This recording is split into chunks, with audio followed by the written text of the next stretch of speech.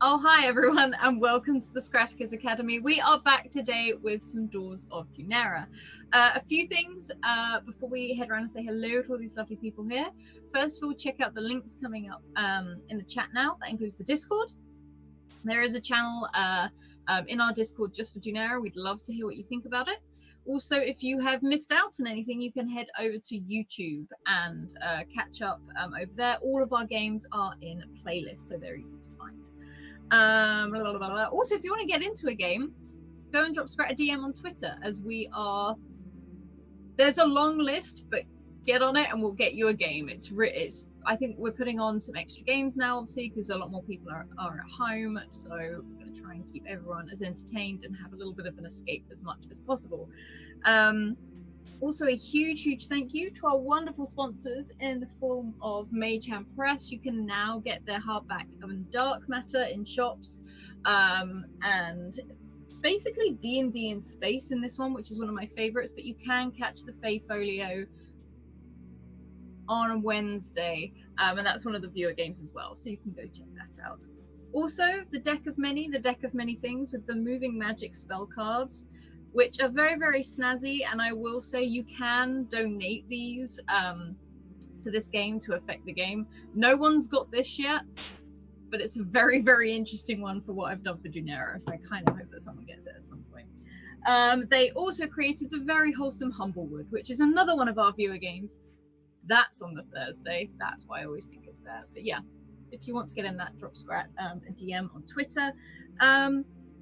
Also, the wonderful Hero Forge with their coloured minis, and we're doing some more stuff with them very soon, so keep an eye out. They're seriously amazing little things, and well, I just love them.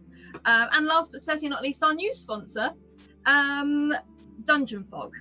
Dungeon Fog helps you create your maps, but it doesn't just help you create your maps. When you add things to your maps, it kind of works with you and updates your notes as you go.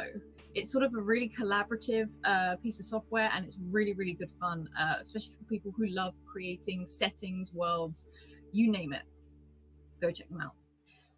Otherwise, without further ado, let's head round and say hello to everyone. So we'll start, as we always do, with the very lovely Jagon's Gold. Oh, hi. And it always takes me like 10 seconds to unmute my mic because I haven't learned by now. Oh, hi, everyone. I'm Jay, or Jagon's Gold, and I play Paula Packer. She's a dancer, she's a librarian, and I guess now she is a dad hunter, as I said last week.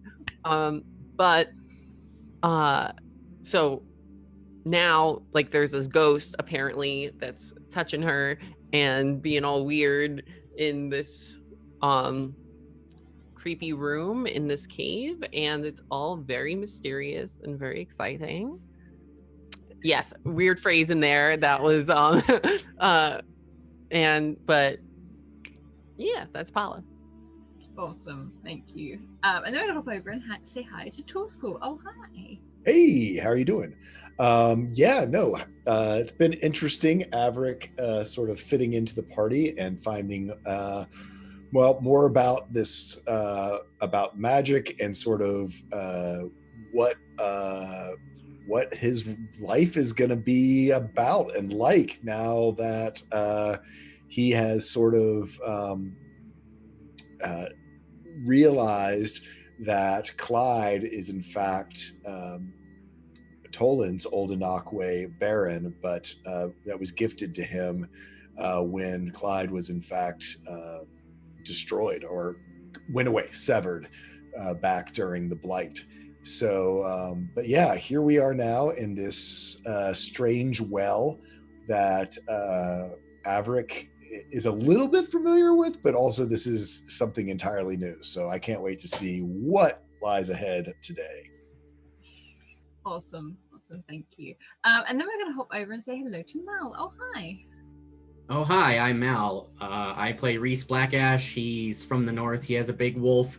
And, I don't think Averick should be that worried about his place in the group. Reese still doesn't know his place in the group, and he's been here 4 weeks now, maybe? Time is weird. very true.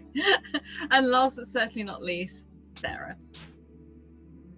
Hey all, so I recently used the reference cards from Deck of Many in a campaign this week, and they are absolutely amazing, have everything you need on the backside. In this game, I play Florence Fetlock. She is a courier who used to deliver postal messages for the city of Karnan, but now she delivers messages for those who have passed from this plane and on into the next. And in the last couple of episodes, she has been learning a whole lot about new things her powers can do.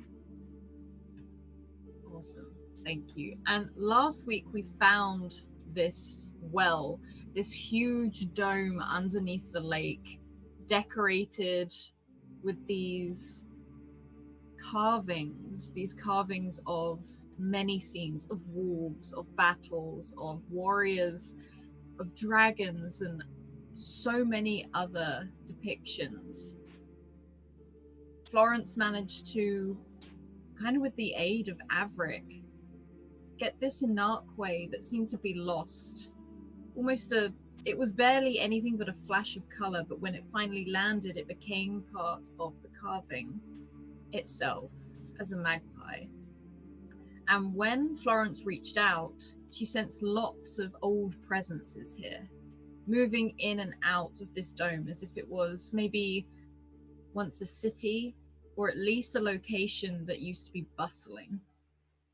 And one spirit or image or something in particular seemed to walk in a different direction to everyone else and almost disappeared through this pile of rubble, which behind sat a locked door, almost like a cupboard. More than anything else, it was nothing elaborate. It was a very small, standard wooden door. But the group, and particularly with the aid of Reese and Averick, moving all of this rubble, we managed to remove everything from the side, even the fallen stone pillar, where it all looked as if it was very purposefully placed here. We opened the door and we looked inside. And as you all sort of crowd around here and look inside, it's not a huge room. At first, especially with you, Averick, with your psychs, I know you rolled that last week, you sort of squint for a moment and you can see it's a fairly square room, and at the back is a huge stained glass window, but it doesn't look out on anything. It's like whatever was once behind it, maybe it was outside, but now it's just dark with rubble behind it. But that you can't quite see exactly what it depicts, but you can definitely see the color. And the rest of you, as you look, this is a very big sort of flagstones on the floor and almost cobbled like walls. The room is empty, effectively. There's nothing really a lot in here apart from this window. And you can see very small, tiny white flowers creeping in through every single crack in the floor and at the walls, as if it's just reaching out, trying to find something. And these are flowers that you've seen before in Karnan. You've not really seen any other flora around here. It's just too cold. But not at the center of the room, maybe a little bit further back, standing completely away from any wall and stood alone, is an archway. A broken archway, which houses these two huge wooden doors. Sort of, they look a bit disjointed, like when the cold gets to something and wood shrinks and it distorts the wood and the shape itself. But this is big. The ceiling itself in here is huge. This is a large, tall door, and surrounding are these pillars. as you look in? What would you like to do?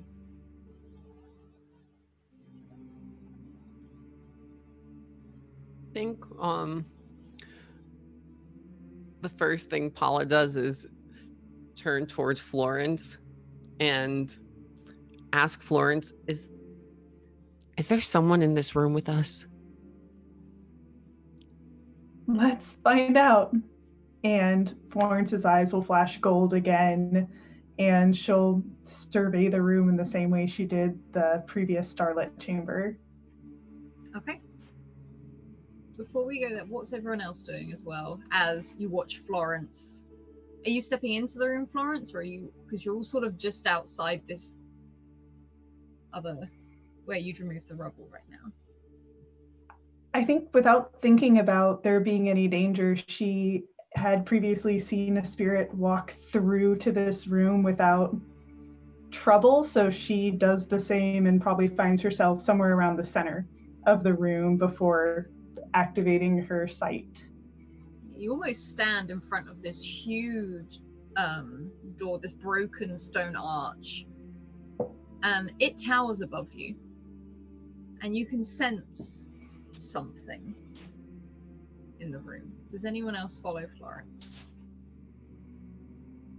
I think Averick, just being a little bit more cautious, I would like to use my trap finder, basically just to sort of be a little concerned about this room.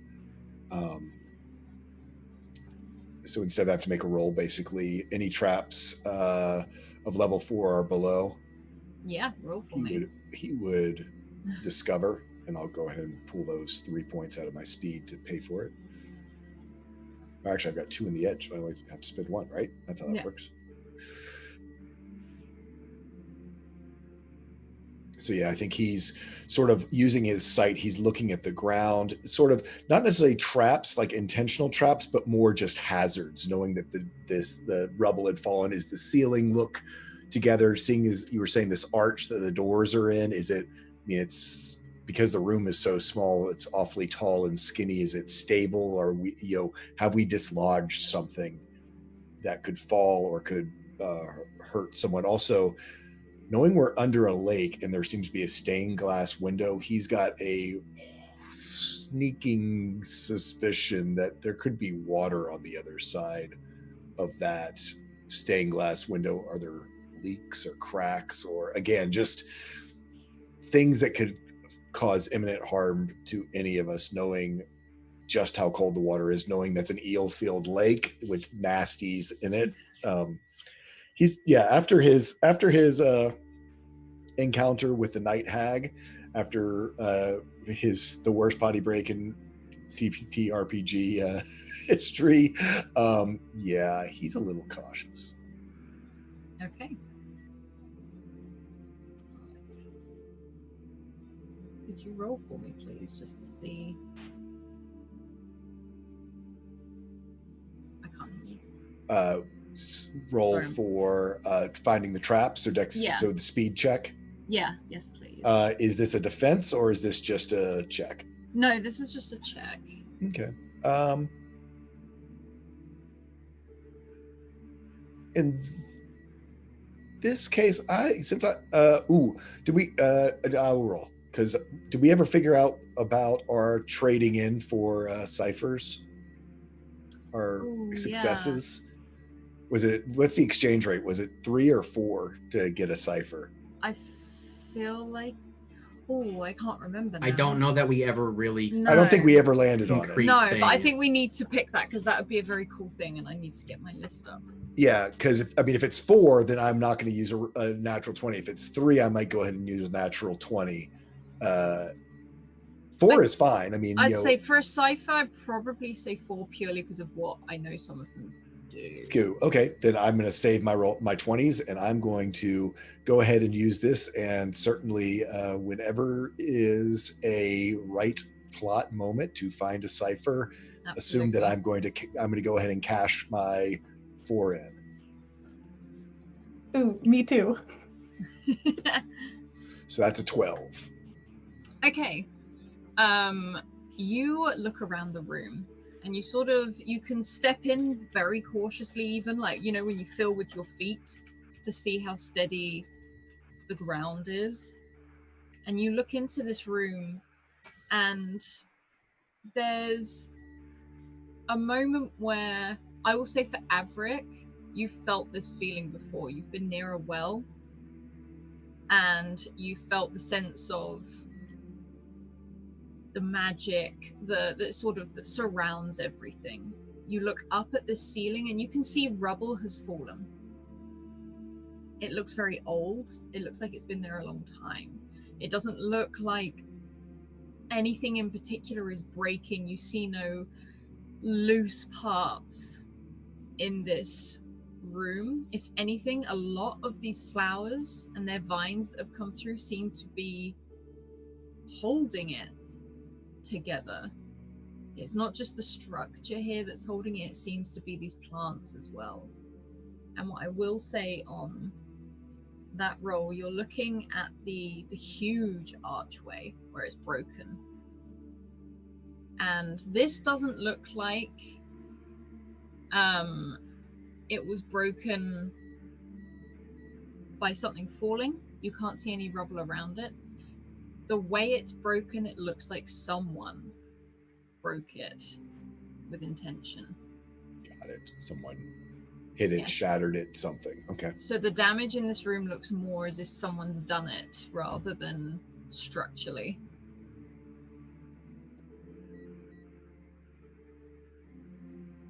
Well, whatever happened here, it's someone did it on purpose, probably hiding the door as well. He says to the group. Paula holds up her compass. She's like, yep, this is definitely the door that we're looking for. As it's like whirring and spinning super fast.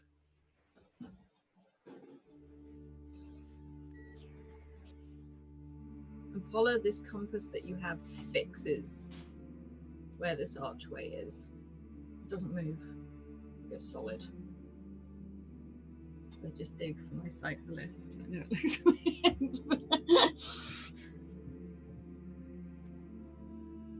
What about Reese? What is Reese doing? Reese will follow everyone in last, being very slow and like trudging, sort of. Okay. Is he looking for anything in particular, or? I think he's just focused on the door, on the arch. Yeah. You look at this archway and it is huge. It is huge. It looks very, very old as well. You can sort of stand next to Averick, and because Averick, I'm assuming you're probably looking at this archway right now where it's all fallen in and broken. Yeah, I would move like from the archway and then again like towards that stained glass window after he sort of assesses things. Okay. And Florence, could you roll me an intellect check, please, just to see how much of something you see? Yes, I can. I think I will blow the advantage I have on this. Okay.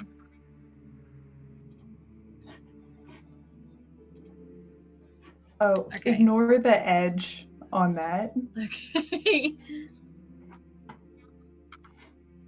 Okay. Oh, it didn't spend it. Never mind. It's fine. Your eyes flash gold, and there's a moment where you stand about this room and everything sort of tinges that gold color as you look, and you can hear something or someone just moving about. It doesn't sound like they're doing... I guess you would say they haven't even noticed you've entered the room. You can hear like this sound around and talking to themselves, and you can hear them just like, where did I put that? Where did I put that? I can't remember, I'm so forgetful. And it sort of sounds like kind of irritated. And from behind this archway, this door, you can see this man of maybe about 40 something years old just shuffle past, look around, sort of lifting bits and bobs up of things that even you can't see what he's lifting up. He's like, huh. And he seems dressed in these heavy furs and these leathers and all of these other bits and bobs. But it looks, again, very old. It looks nowhere near like what Reese is wearing or what any of you are wearing. This looks old. And he shuffles around the room, still not really paying any notice to you. And I will say, only Florence can see this. So I think the rest of the group will see Florence start to move forward slowly and carefully towards where this other person is fiddling about, and she'll just in a gentle voice, trying not to surprise them as much as he can. Hello, am I able to, maybe I can help you find what you're looking for? Oh, my name is Florence. It's nice to meet you. And this man stops, stands upright, looks over at you, and there's a big smile on his face. And he doesn't seem to have, because you tend to see a lot of things very much in the gold kind of color. You can see that he has dark hair. He's quite tall, very broad. But he looks at you, sort of walks over. You can see me. You know that it's odd I can see you? Yes, I can see you. What are you wearing? And this is, he sort of looks at you up and down. Close? What are you wearing? Clothes. And he sort of reaches out, and I will say to everyone else, you can see like the lapel and the furs on Florence's jacket just lift up and drop again. And he's like, I don't remember the last time someone came here. Question, has Florence ever interacted with a spirit who could like interact with her physically in that way? I think pretty much all of her experience in the past has been like reaching out a hand, and they always kind of brush through, slip through each other. This one she seems almost to be startles. able to physically touch things in the world you're in.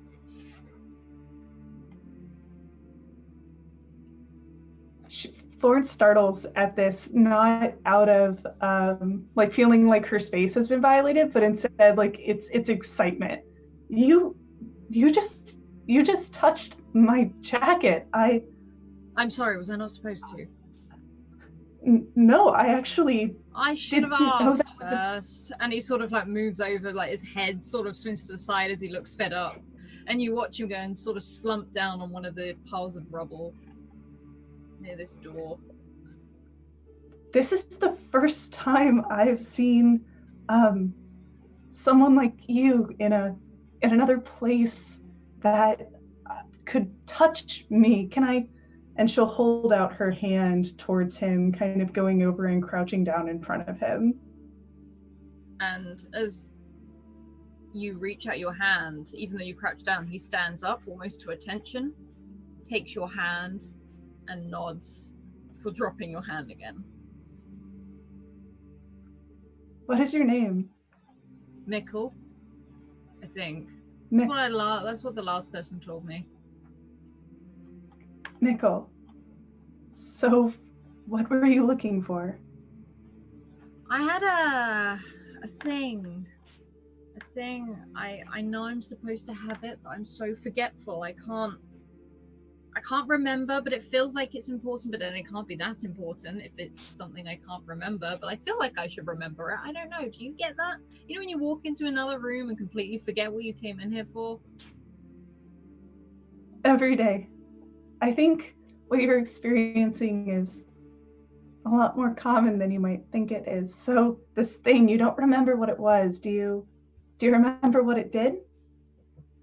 Oh no, it was just mine. I liked it. It was was the just... thing I wore. It was like a, I guess some people will call it like a badge of honor. Do you remember what it looked like? And you see him pause for a moment, tip his head to the side, scratch his stubble on the side of his face. It was about this big. It was silver. It had a bird on it. And Florence begins very slowly kind of repeating what he's saying. So you're looking for a small silver object with a bird on it. Correct, I think. I don't know. My memory's so bad. I don't know. And he looks genuinely troubled by this lack of memory. And he's like, I don't actually remember seeing it in quite a while, but I don't know. It looked like that. And he points back at this stained glass window where you see an array of colors. And then this black, white, and blue of a magpie at the center of this stained glass. He's like, whatever that is, it had that on it. I think a couple of days ago I wouldn't have been able to tell you that's a magpie, but I now know what that bird looks like. And I have a couple friends here with me who magpies are really important to. Can you see them? And he sort of looks around for a second, sort of shakes his head a few times, opens his eyes again, and they flash gold like yours. He said, oh yeah. And he starts to look around, and it's almost as if at that moment is when he can see everyone else. What are you doing here? This is actually quite a lot of visitors for me. I had one a day ago. But then a day ago could have been a week ago. I don't know. Time moves quite slow here. Do you mind me? So I'll start with us. We are explorers or seekers of knowledge. Oh, you're not archaeologists, are you?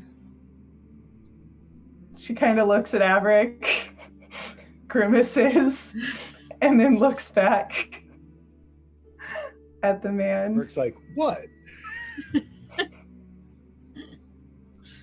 We're a lot of things, but you said there was someone else who came here.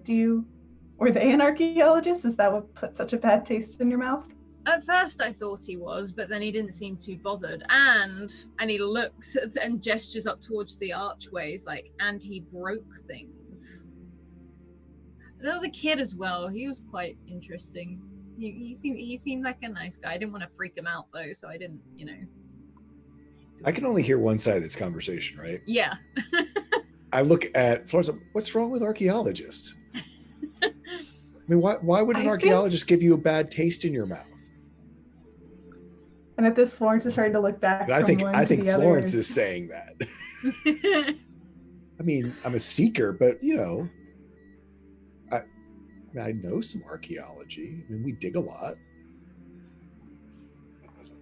And I think at this moment, Florence realizes the spirit can now see her friends, but they can't hear him. And she almost puts that thought back out into the world, saying, I'd love it if my friends could hear you talk. One of them does have a bit of a connection to archaeology, and I think he'd like to put a few words in for himself. And you watch Mikkel move across the room. He gets about this far from Averick, and he's sort of looking at him.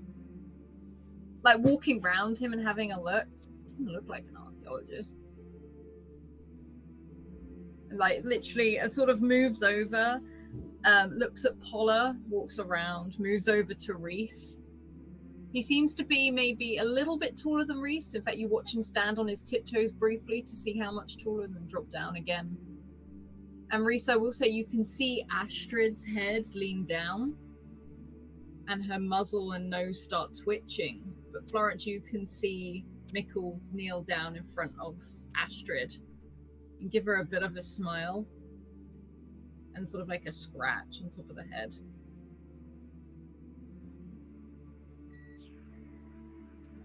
There's a lot of ways you can look when you're, or rather, there's no one way to be a thing. Can they not hear I me? promise. Not. It doesn't seem to be the case. Maybe, I don't know, Give me a maybe second. you have. And he stands there for a moment and he starts like rolling his shoulders, and for a moment, Reese, you look down and suddenly you can see, almost as if it emerges, like a very washed out image slowly starting to solidify, like when you develop an old film picture. You see a man knelt very close to Astrid. And Averick, you see this, and so do you, Paula, as this man almost starts to emerge from nothing. Florence? Oh, this is Mikkel. Hello. It seems he's been down here for quite some time. It's nice to meet If you. y'all can. Oh. And Florence looks absolutely beside herself that everyone can see each other and talk to each other. This is something she has never seen, never experienced before. How is she feeling? Is this putting a draw on her? Does it feel natural? It feels fairly natural. If anything, you get a weird feeling, and it's almost like that maybe you feel it's taking a toll on, it's not giving you a headache or anything like that, but it's almost like it's making your eyes tired.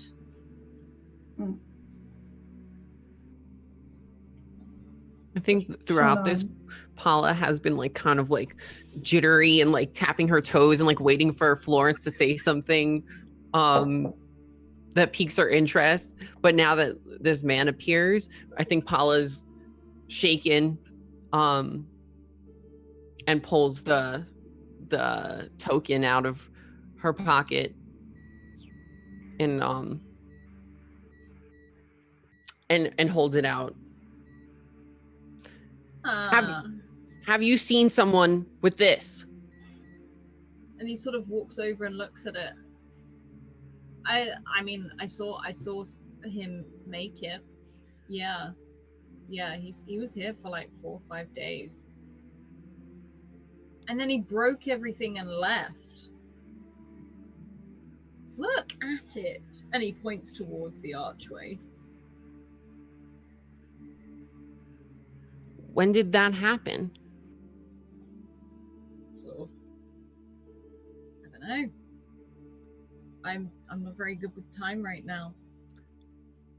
Maybe a day, 2 days ago, 3 days ago. What day is it today?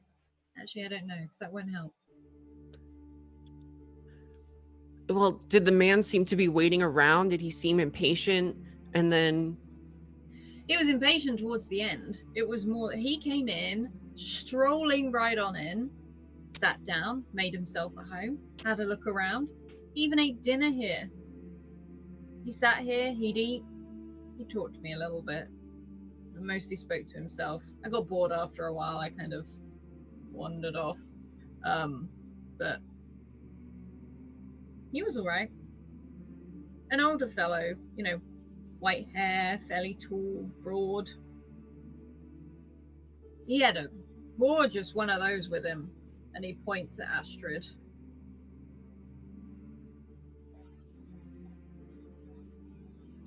So I guess we must have missed him then.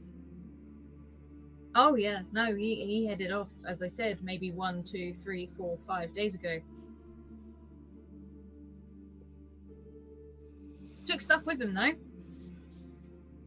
He was trying to work out how to fix the door because it was kind of complete but not complete, and then he broke the door, and then I don't know what he was doing. He didn't make much sense to me, if I'm honest, talking a load of gibberish.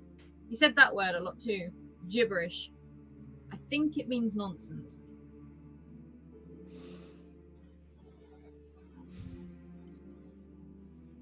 Well, this sucks. I was supposed to meet him here. Did you want food? He left food. I can't eat it. I'm not particularly hungry, but I would like to see the food, and perhaps that could give a clue as to how long ago he really left. And he sort of walks over and pulls this satchel from behind one of the rocks, throws it down, and it sort of empties like these dry biscuits, dry meat. Everything looks like something that's preserved, made for traveling, rather than actual fresh food, like when you go backwards and forwards from a settlement or something. So, there you go. I can't eat it, so it's a bit of a waste, really. Oh, well, this isn't particularly what I was hoping for, but I mean, it can't hurt to have a couple extra bits of food. You're looking for him? Well, yeah, I mean, there's a chance he might be my dad. Did he look like me? No.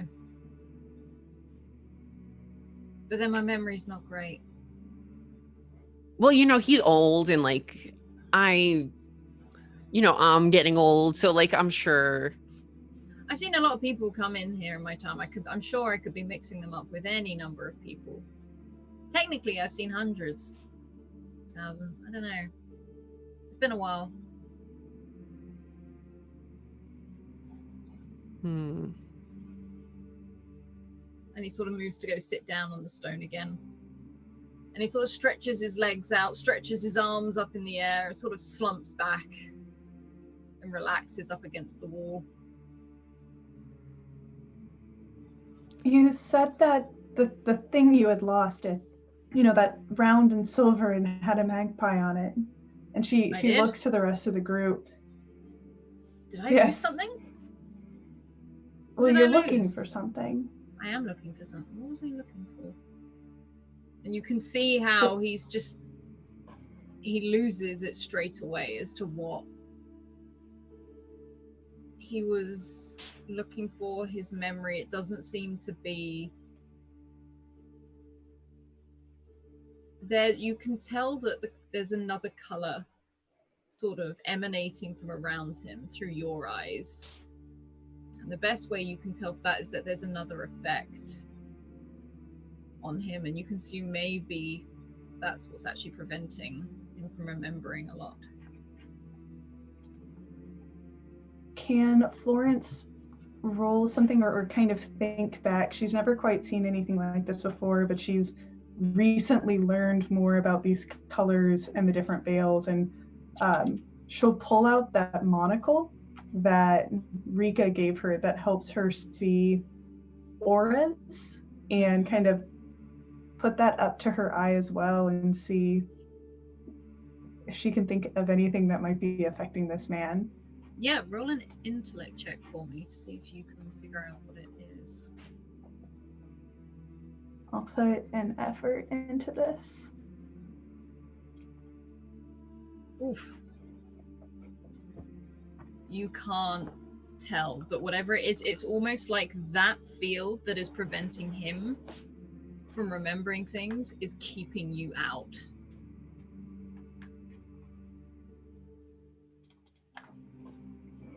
She'll shake her head and frown and look back to the rest of the others.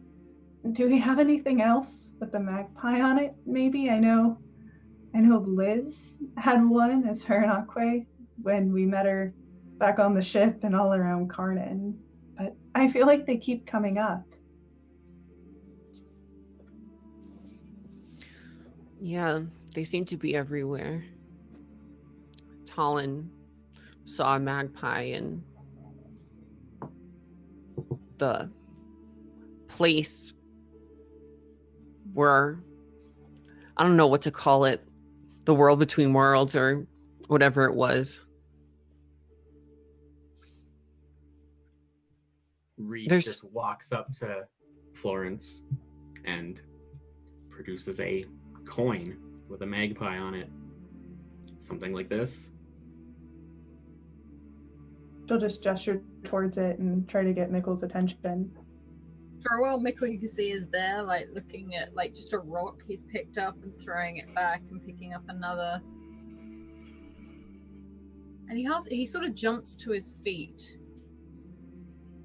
and runs over to you, Reese, and stops right at where this coin is and sort of looks at it. Can I take it? Sure. And he sort of reaches out and takes it, and as it touches his hand, he's like, this is mine. Why did you take it? I didn't take it. I found it. I was given it. That's Mal trying to remember. And he sort of looks at it. He's like, look, you can see it's mine. And as you can see this magpie with two crossed swords behind it, he pulls almost one of these swords off of the coin, takes it out and puts it back in the other side, and you can see the wings raise up, the beak open, and inside this beak it says Mickle, carved into the side. See, it's mine. So it is. And he looks quite protective of it all of a sudden, and it's almost like then he remembers manners, and he's like, can I have it, like, properly? It's yours, so yes. Thank you. And he sort of wanders over and sits back on the rock and starts moving things, putting the sword back. And you can see him taking, almost like he's taking bits of the carving off and moving it on different sides. And it changes the shape of the coin.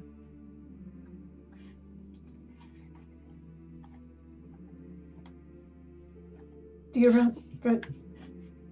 Well, I'm sorry for dragging all of you guys out here for nothing. Your friend, and you can see him picking up this coin again, and he sits there and bites on it for a second. Is that your friend? He was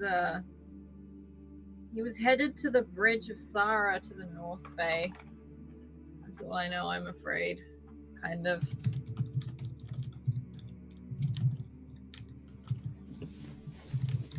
Well, I guess that's helpful, but you said to the north? And he sort of, that way.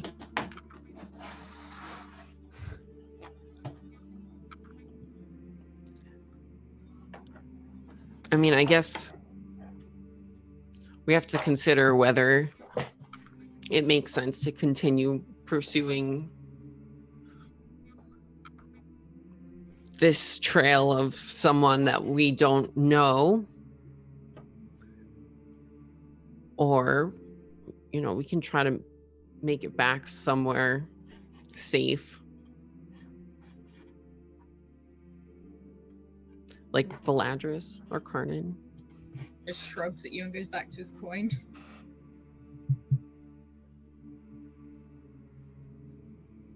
I don't feel like we're here for no reason.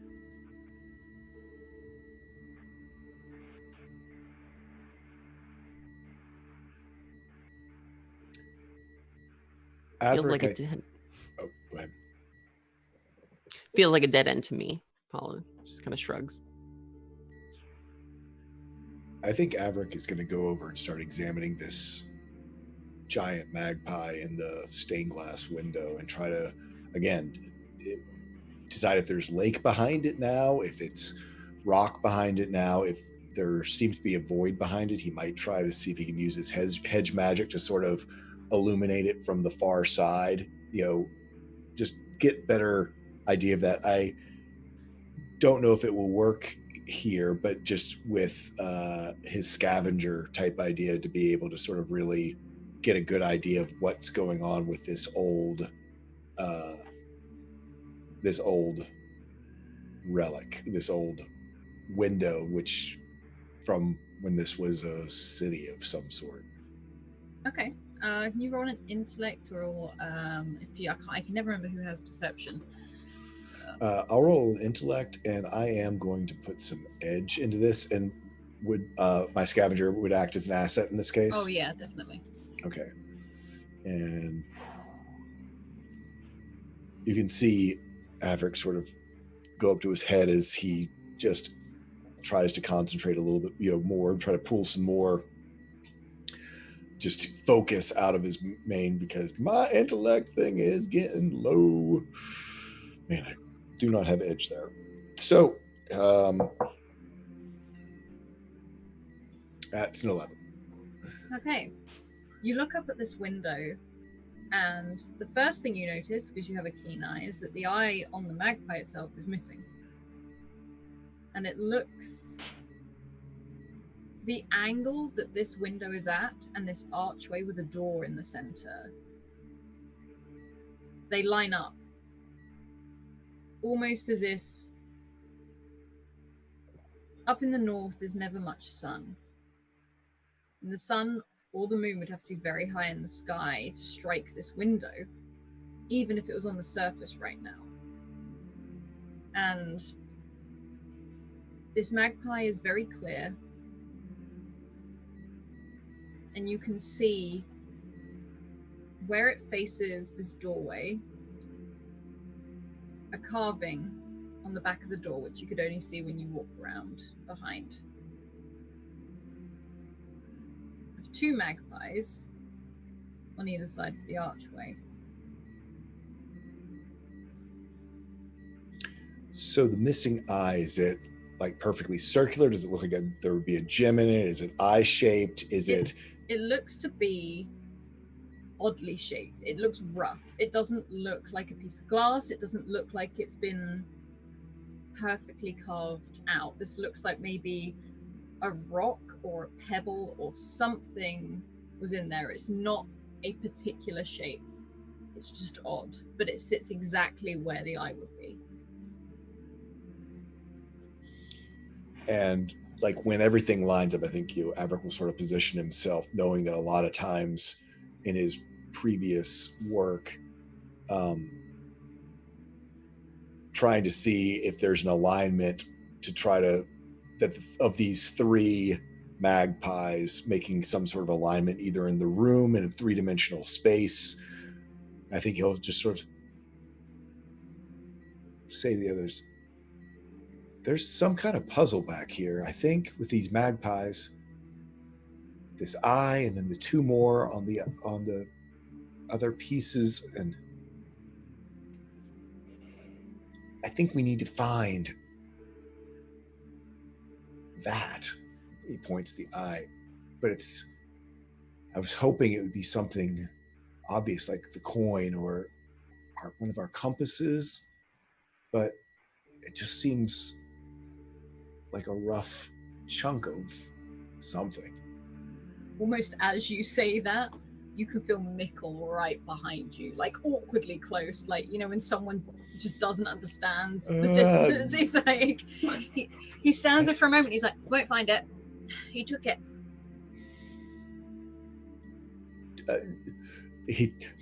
I think that Average only takes just one big side step away and sort of like to give himself some space.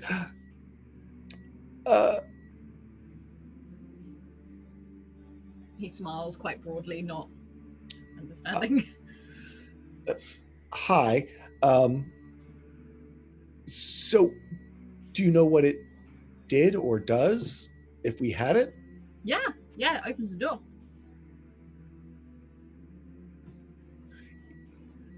But now the door's broken.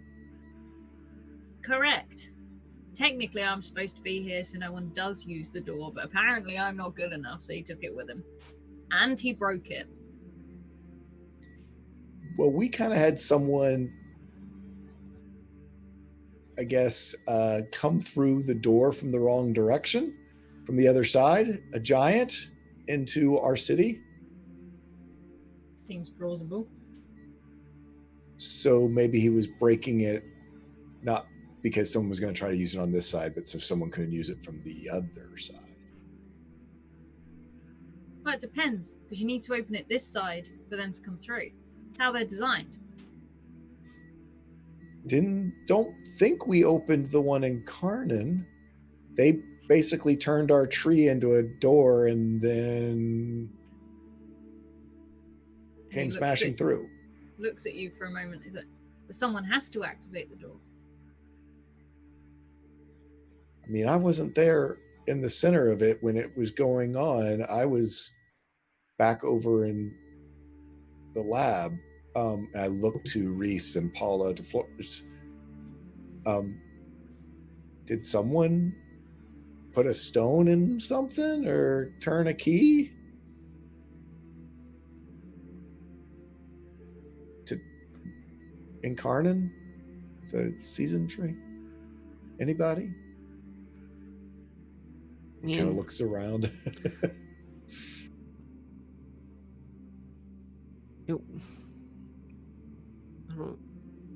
I don't think I was there right when it first happened. But that day was notable. In the sense that the Valadrians arrived that day? Jay is questioning. The day after they arrived. Yeah, yeah. The Valadrians had arrived only the day before.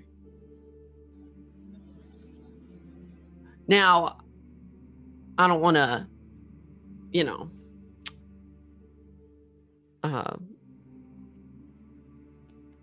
what's the word for two things that correlation? Correlation does not equal causation, but I think it's something to note.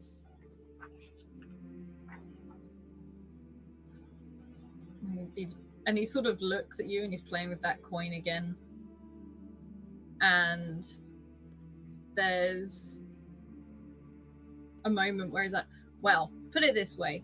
He broke it so that no one could open it. Very suspicious chap. And now he's heading to the bridge of Thea, was it? Thara, yeah. That's where he's going. Apparently there's another one there. He's going about making it his mission to break all the doors. Olin was talking about the Bridge of Thara earlier. I think that's the story that, or rather, the story we see in the other room with the warrior and the magpie and the legion of people is also depicted at that bridge, or is connected to it somehow. He pauses for a moment. Where? Show me. And he starts walking out the room, and by that I mean he walks through the wall back to the domed area. Okay, that's weird, right? I'm not the only one who thinks that's weird, right? Is he dead? I mean, is he trapped? Is he was he ever alive? His head comes back through the wall at you, Averick. He's like, I am in fact dead. I'm comfortable with it, so you may as well be too. Good to know. Thanks. He sort of draws himself back into the domed room. Weird. They tend to do that.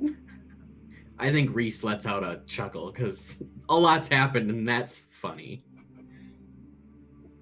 I think Paula just seems she's still kind of in her feels and melancholy about the whole fact that they missed the window of arrival. I mean, I was around you guys a little bit, but mainly just making tea and stuff. So this is every day? Normal? Dead people walking through walls saying, hey, you got to go trek across weird monster-filled land to go chase after your dad, who's Edric Amel.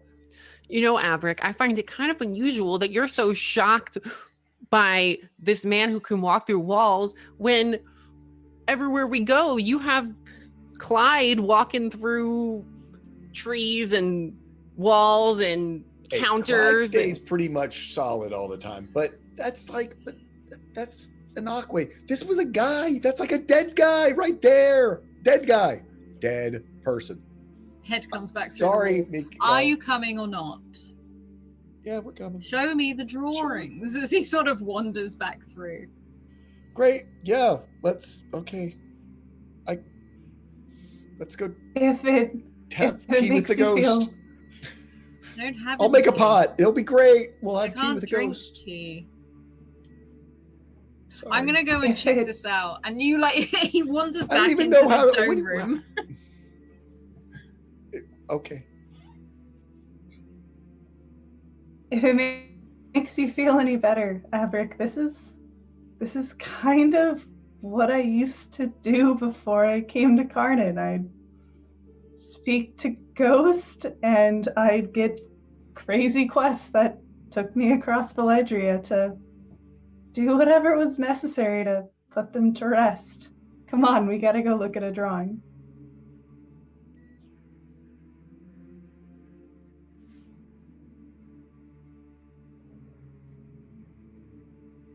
Great. You will hear Tuva in the other room going, "Who are you?" As you can hear, like Mickle sort of just stroll out as he's Okay, is it all looking right up to at the leave drawings. our like a young charge alone with a ghost? To be fair, Rita's there too. Okay. Rita's also there. But you can see, if anything, Tuva's making the most noise more because she's now questioning Mickle of everything. Don't worry, Tuva. It's just a ghost. Ghosts aren't real, Averick. Talk to the guy. Talk to the dead guy in the room. And she looks around for a moment, and you see Mickle just sort of give a little wave, and she's like, "You're lying," and walks over to the other side of the room with Adrian. I'm gonna go have some tea with Tuva over there. Y'all do your thing.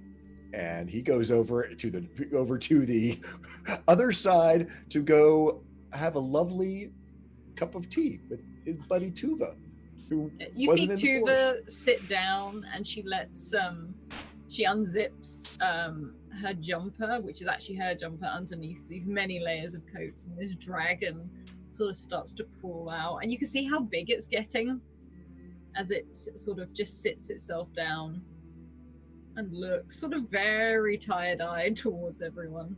So in my life, the dragon's the normal part.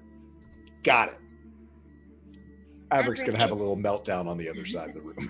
Averick, it's okay. Ghosts aren't real. You don't have to believe them. They're just playing a trick on you.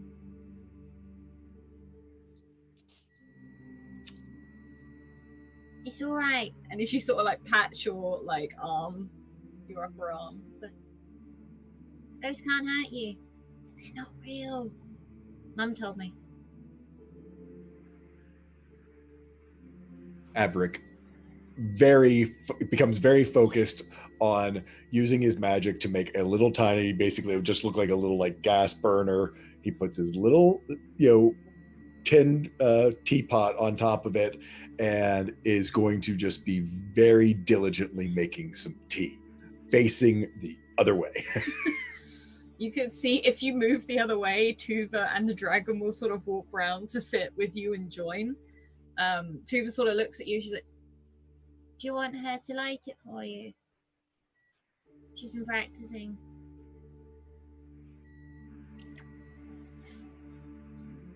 Sure.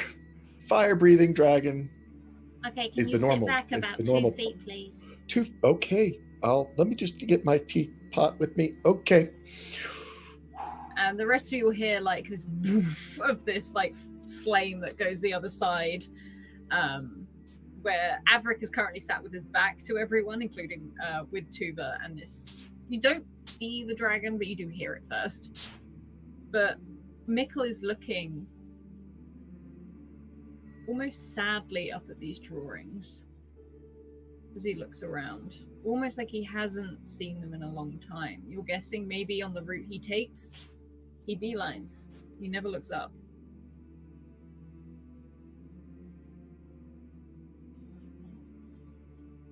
So Wait, I'm sorry. Just to be clear, are these drawings new drawings, or are these the drawings No, from these before? are the ones you saw earlier.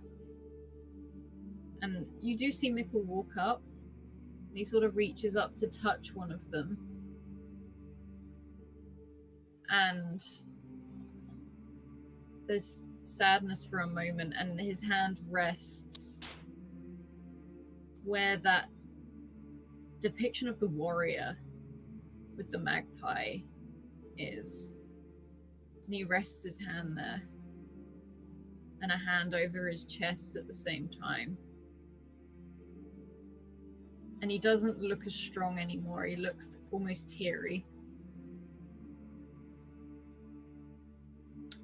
Florence will come up beside him and get kind of close so that they're shoulder to shoulder and say in a soft voice, "When you look at the carvings, what do you see?" And you can hear almost a break in his voice as he looks up. He's like, I see her. And I can't remember her name. What do you remember?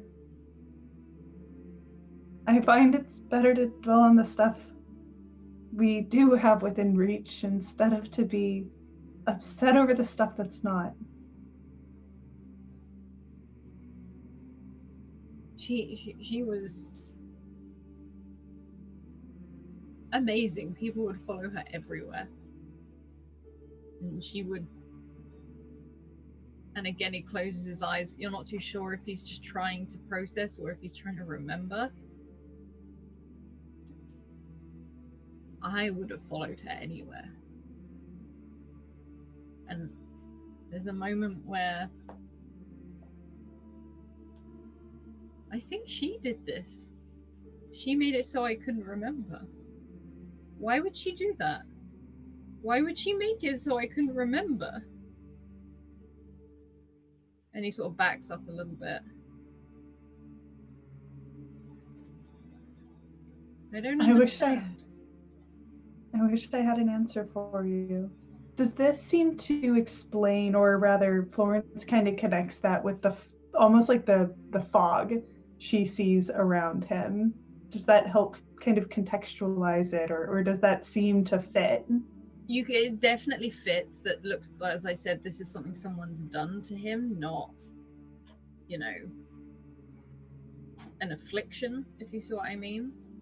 However, you sense no aggression around him.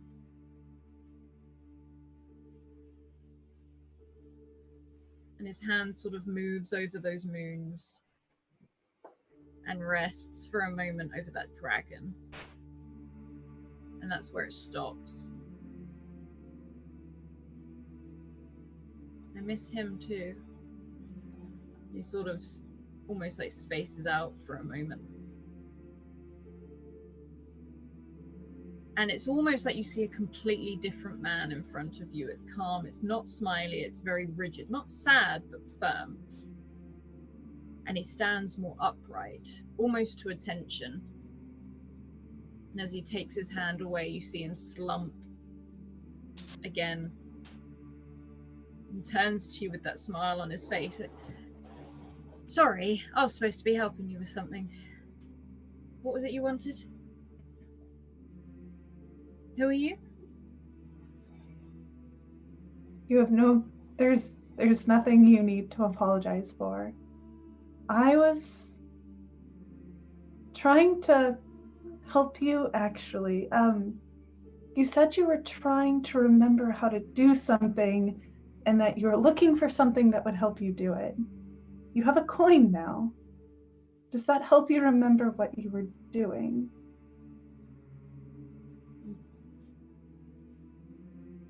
And there's a moment where he holds the coin again. I'm here to guard the door. So no one can go through it, and nothing can come out the other side. The journey through a door is not a good one. It's not as simple Why do you say as that? stepping through an open door. It's a journey within itself. What else does it take? Time. Energy.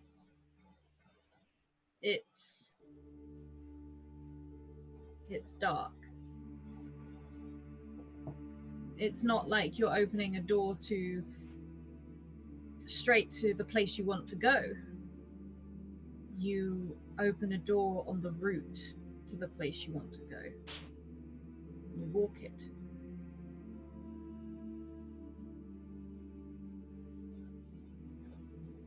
It's like the man said, the man with the wolf, the one who was here before, the one who broke the door, and he suddenly seems to be agitated. The one who broke the door, he said he'd been through one and that no one should go through them. And nothing should come through the other side. That's why she left me here. That's why and he sort of starts tapping the drawing, she put me in charge here to make sure no one goes through the door. And he starts walking back towards the other room.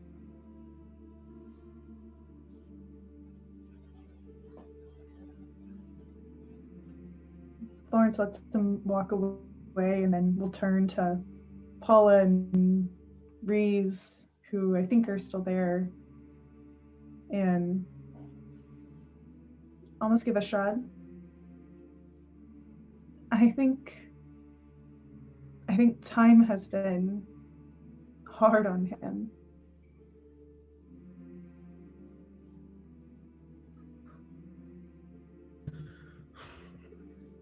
He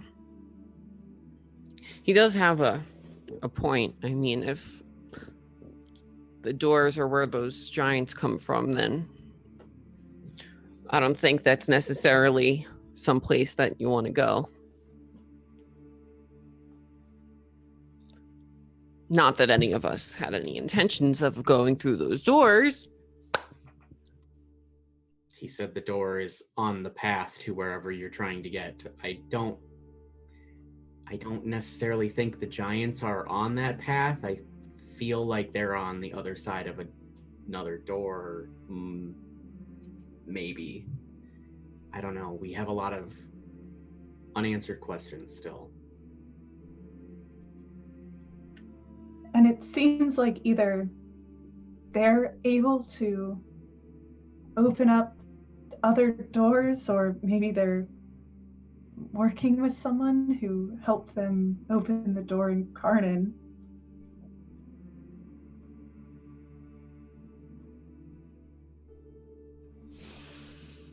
I mean, the only thing I can figure with Karnan is that door opened because of some of the stuff the church was doing.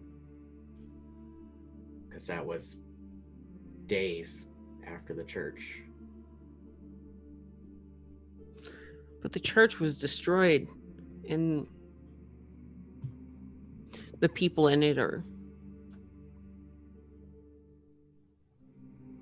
I don't see how they could have.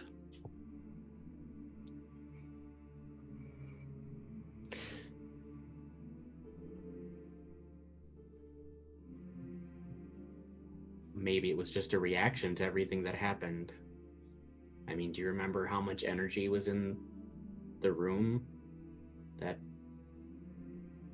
when it hatched and all of that happened? Yeah, I remember that all too well. Maybe they're not connected at all. I mean, I don't know. I don't have magic. I'm not learned in theology that way. Theory.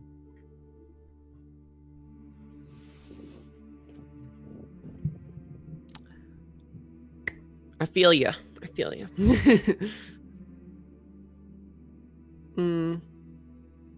Well,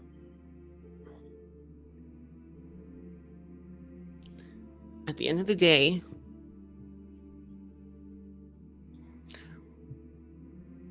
our first priority is answering some of those questions, right?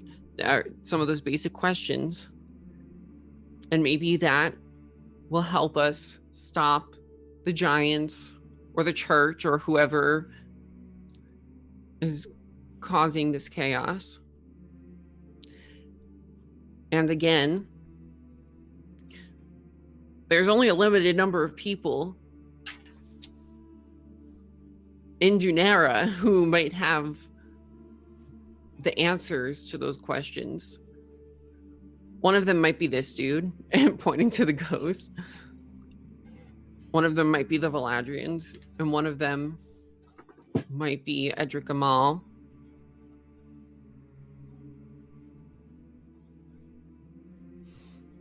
And I'm sure these murals have something to do with it, but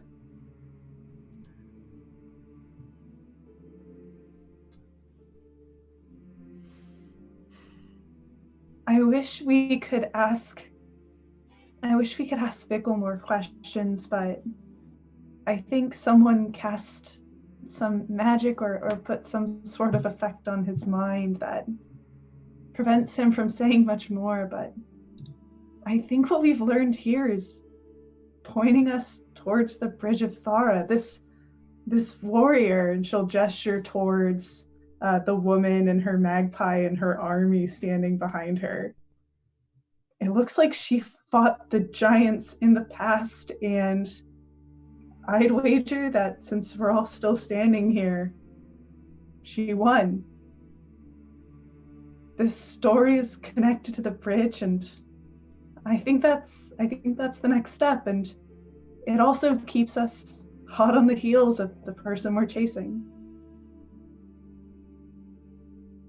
I agree.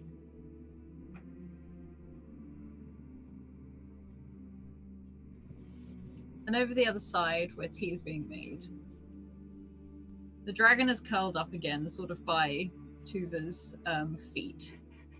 And is Averick drinking this nervously, or is he like now feeling better because he's not looking at it? Can't he? I mean, I think it's not so much that he is frightened of Mikiel. It's just he's just kind of at the end of his mental capacity to accept another thing. And I think in general, probably in his past, he and Tolan probably bumped into some frightening specters, spirits, undead things. And so I think there's just a general uneasiness that he has, a little bit of a phobia. And so I think that he's sort of now, he's got some tea, and I think I'm not sure that he's calmed down as much as he's just like, this is my life now. Okay. And I think the fact that the dragon is there, it was kind of the wait, I'm just going to have, all that's weird in my life right now is in fact, he's probably like mumbling this to himself. I thought it was just going to be a ghost. And that's right. I have a dragon, and I am in the middle of, I don't know, the Great White North. And I can't even go take a pee in the woods without something attacking us. And Tolan is laid out back at a village, becoming a shadow. Clyde is not Clyde.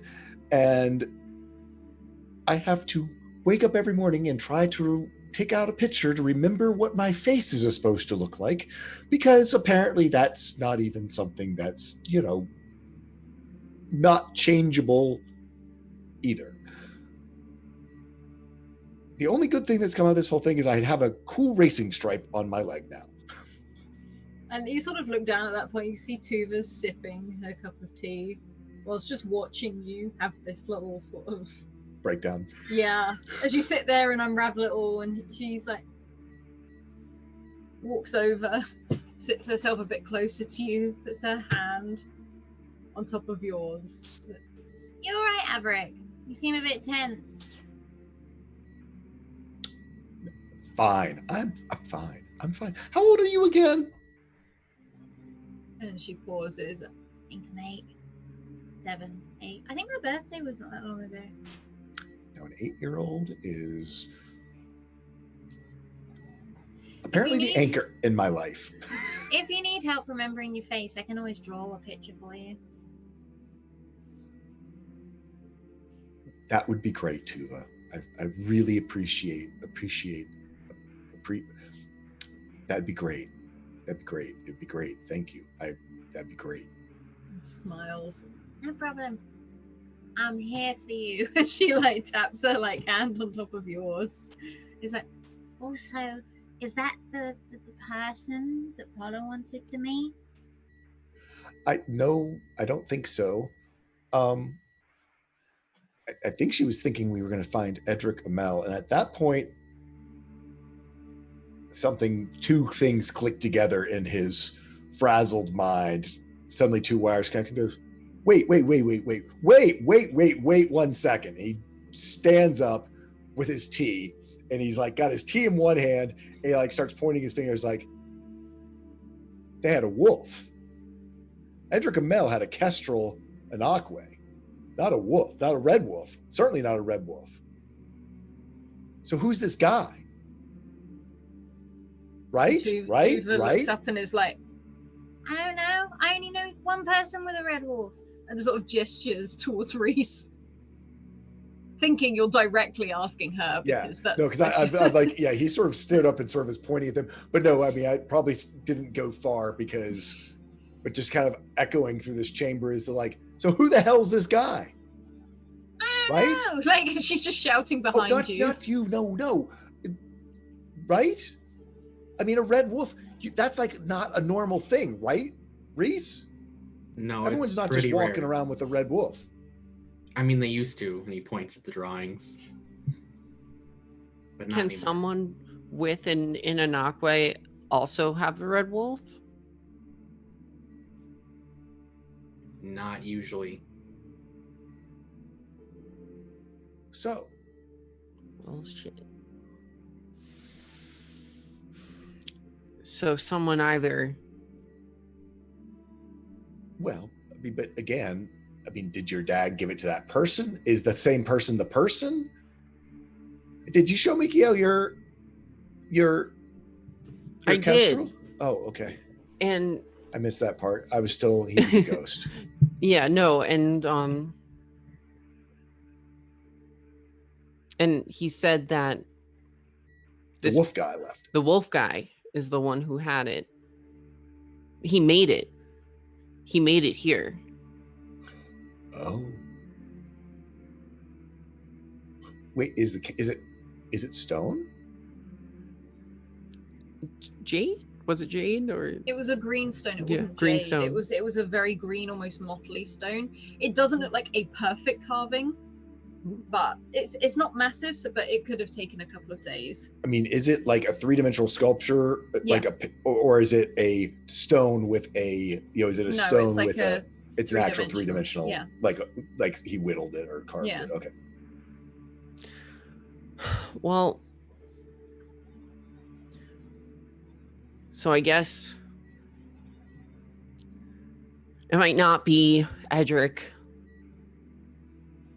which kind of sucks, but maybe whoever it is knows something about him. I mean, clearly they do. If they knew about me and they knew about this. Well, or knew that you would come running.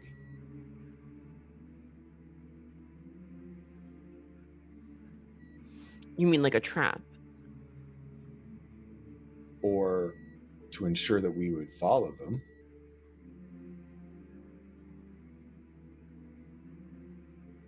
It's certainly working.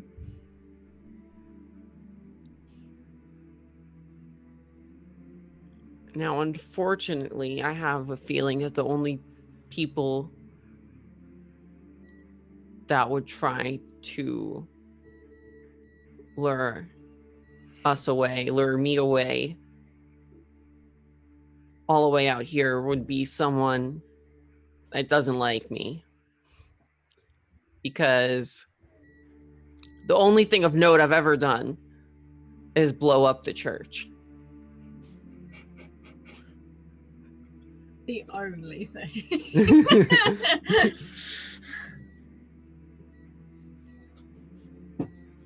So that's a little concerning. Well, but unless they can travel the way that we did, they would have been, I mean, no one up here even knew what Karnan was or that anything had happened.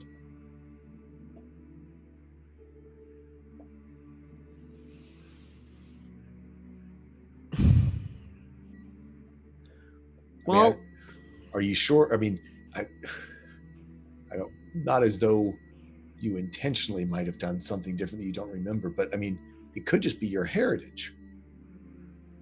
Someone who knew that Edric Amel had a daughter.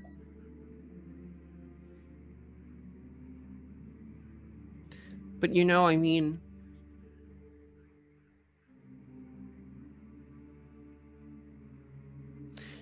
he's never been relevant to my life before, and I would not have gone looking for him unless we were in this situation where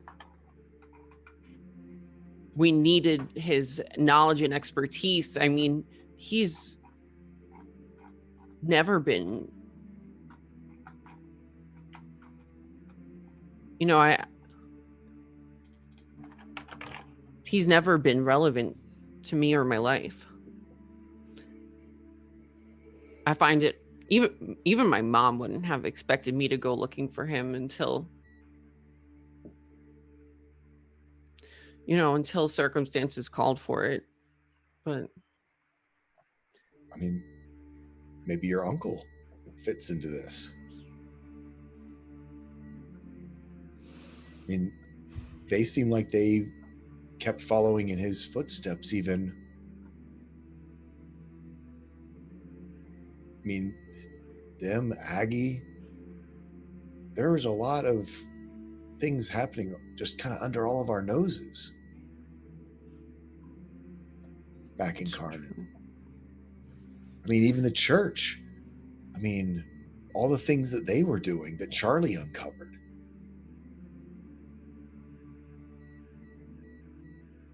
There's just a whole lot going on that, I mean, one thing I do know about magic, and especially about artifacts, that sometimes you need to have someone of the same bloodlines.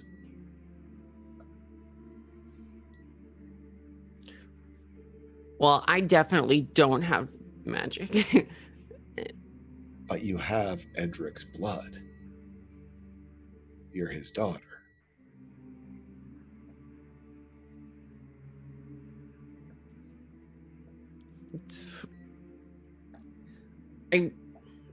That can't be it. I mean, it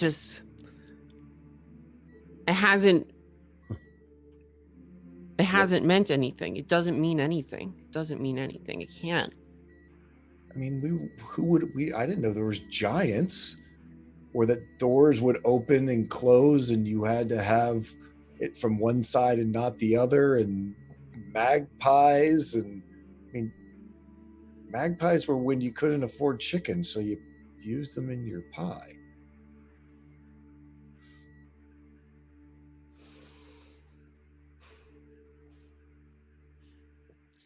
Well, whoever this person is, whether they want to help us or hurt us, or if they know something, or if they're just playing games. I mean, maybe they. I'm not playing games anymore. The games are done. You know, Tolan always felt there was something weird about Edric's disappearance, and that we didn't know the whole story. I mean, he obsessed over it. What if he what if he didn't disappear as much as he hid himself somewhere? Like the frozen north. Like the frozen north. Or who knows, maybe through one of these doors. But if the people who, whatever he was chasing, if they needed him or someone of his bloodline to do whatever they wanted to do, since they couldn't find him, they started looking for you. I mean, the first time we saw shadows in Karnan was at Bruin Bindings, and you were there. Well, I've got bad news for them. There's nothing I can do. I mean, I'm sorry, but I can't help you, you know.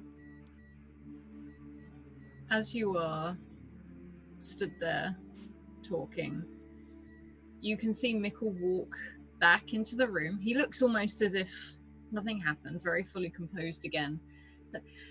Right, okay. It seems like some more of your friends have just entered the place, so I'm gonna go say hello. You coming?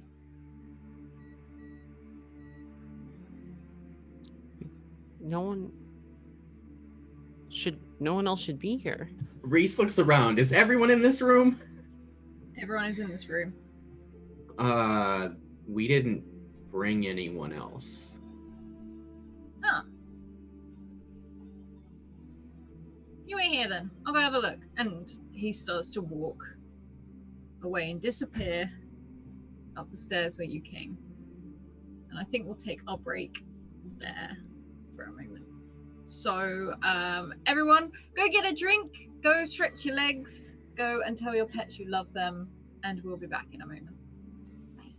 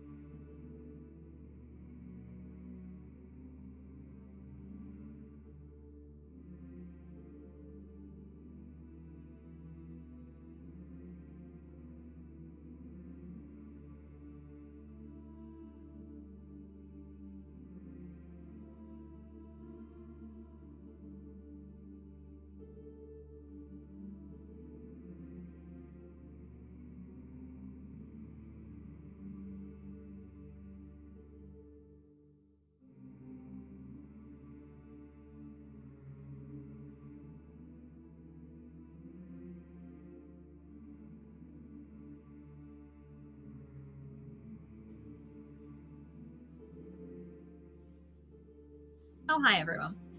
And the rest of you, as you watch Mikkel move off up the stairs, away from the group to see whatever he's doing, I would say you can move around the room a bit. This is sort of, he's gone for quite a while. This seems to have been something he's gone to investigate at the very entrance of wherever this is. And both Averick and Florence are trading in your advantages. You both get your ciphers. And first of all, Florence, that satchel that was left behind, you find this device in it, this tracer, but this tracer that you look at it and you have a feeling that maybe this was actually put on the person who owned this bag, and they found it, got rid of it, and rewired it to work for themselves. So you can definitely take the tracer. As I said, I'll send you the details exactly on what that does. But you sort of rummage through this bag, you find these dry biscuits, these dry meats, and these other bits and bobs. And Averick, you can see where Tuva's not wandered off, she's looking at the drawings herself as you're all waiting. And this dragon is just scrabbling away at the metal. At these this debris, these rocks, these fallen sort of bits. And you can hear it scratch metal. And it sort of tries to sink its teeth in, almost like it's teething. It's trying to gnaw on it, and it's trying to pull it out at the same time. And Tuva just does not seem to be. I think Averick, almost like someone with a dog, it's like, drop it, drop it, drop it. It's that look of like just sat there with these big teeth on this dragon. It just there, like it's not like a drop, but it's just sort of like tongue rolls out and drops it on the floor. There's that bit of saliva at the edge. What you got? And he picks it up and sort of looks around, and it definitely is some old artifact type technology. I think he sort of goes, huh, what do you do? Or turns it over. I'll have to get back to take this over to the tinkering shop when I get back and see if we can. Sort of shakes it, see what you're all about. Puts it in his pocket. Okay. Good dragon. He sort of looks at you, and there's that as the like some sort of black smoke comes out of its nostrils. Don't you sass me. And it sort of looks at you again a very long time, and you It's can like, feel it. You feel the same energy from when it was in the orb. Yeah. Quit messing around. We have visitors. It's like, I'm watching you, dragon.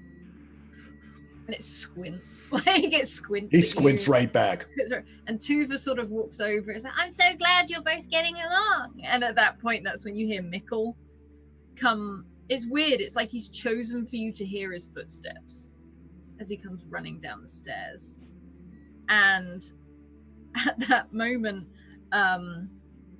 he pauses. And he's like, there's people coming. Quite a few people. Armed people. Might want to hide. Just a thought. And you can see him not disappear, but almost becomes very, very see-through at that point. Well, not all of us can do that. Okay. Ghosts. Can we maybe put the rubble back up over that door and maybe hide in that other room? I don't really know where else we can go to hide in this place.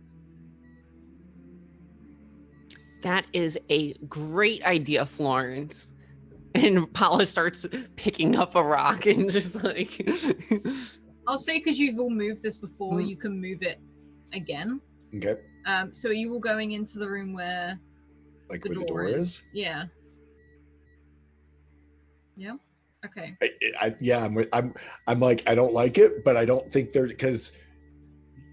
I mean, where else are we gonna hide? Really? Wasn't there a room before this room that kind of had multiple exits off of it, but I think the problem is whether we reach them before we reach that spot, where the fork was, because I thought there was like a fork, wasn't there? Or a couple? There was, but you remember at least 2 of those entrances I think were blocked. Oh, that's right. Okay. I think 2 of them were, yeah.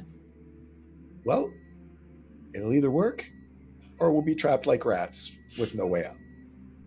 It's I mean, we're not a already- good idea.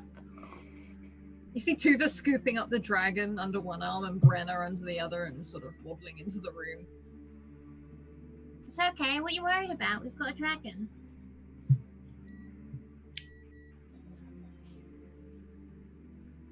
Unless you think your dragon could defeat all of... You didn't seem so confident when we were out there getting chased by an evil witch and her monsters. Oh, that's because I was running, and it was on ice. You If can I have melt this discussion. something. You can have this discussion in the other room. Just be quiet. Good point. And grab a rock while you're at it, Tuva. I got it. And she's like kicking one towards the thing, sort of moving it with her foot. And you can all sort of head behind that door and start blocking it again. And you all sort of wait in this room for a while. And as you do, you start to hear footsteps that come down the stairs. Not just one, like Mikkel said, there's lots coming down these stairs. Heavy boots. And I will say, all magic users will definitely pick up the sense of Inarquay coming in this direction as well. And you see, first of all, what look like 3 or 4 men walk down the stairs, heavy furs, heavy furs, big leathers, but they look fairly, they don't, as much as they are practical, they look like they've been dressed for some sort of superiority as well. Some of this leather is dyed and very much structured and tailored to these individuals as they walk down these stairs.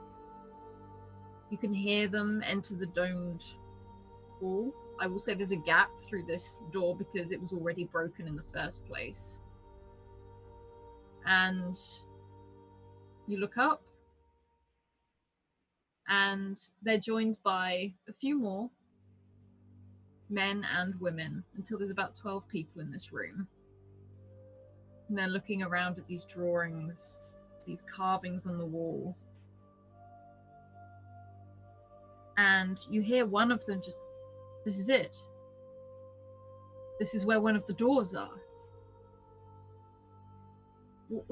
What this is a well.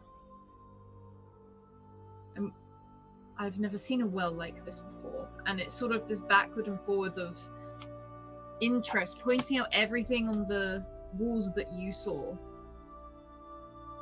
And a moment of, I need to get a better look at the moons. Look at the order they're in. Look at the lineup. And the dragon. What if the riders are coming back? As there's this moment as they all start to discuss these drawings in the room, and there seems to be this excitement. But then another man walks down the stairs, very tall, very broad, very harsh face, and he sort of looks around.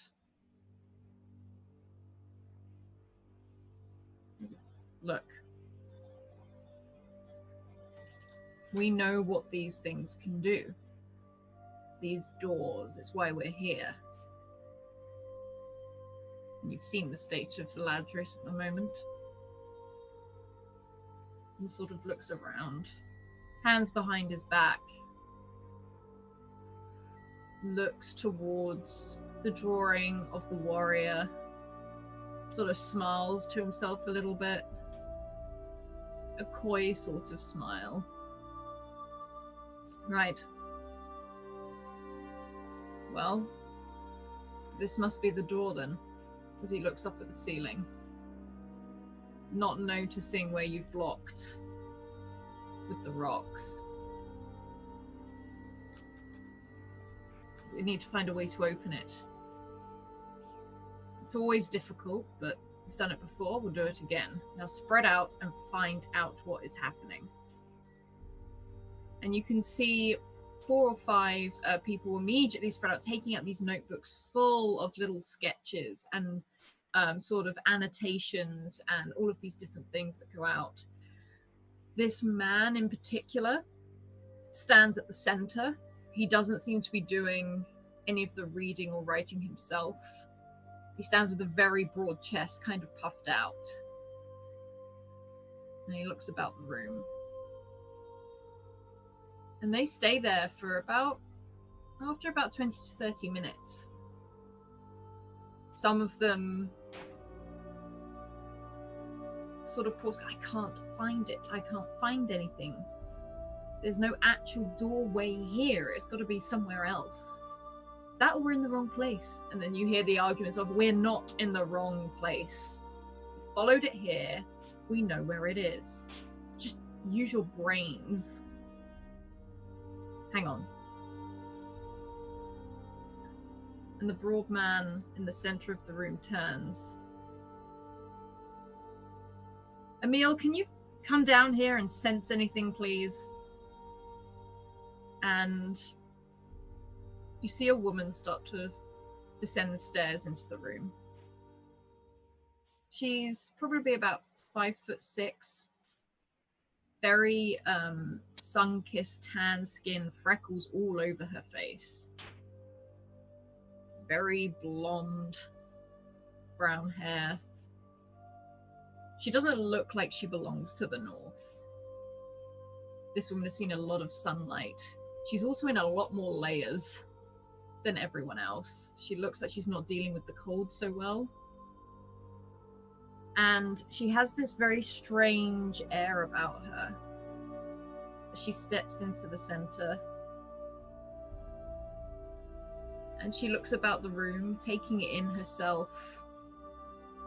This almost calming smile on her face as she looks around. I'll take a look. And if anyone's looking through the door at this point, they see her close her eyes, and when they open again, they are completely black. And down the stairs, her Anarchway, this huge black Komodo dragon starts stalking its way around the room. Its tongue sort of going up to every wall, every inch. And you can see her mouth moving as if it's whispering. Is there anything anyone would like to do?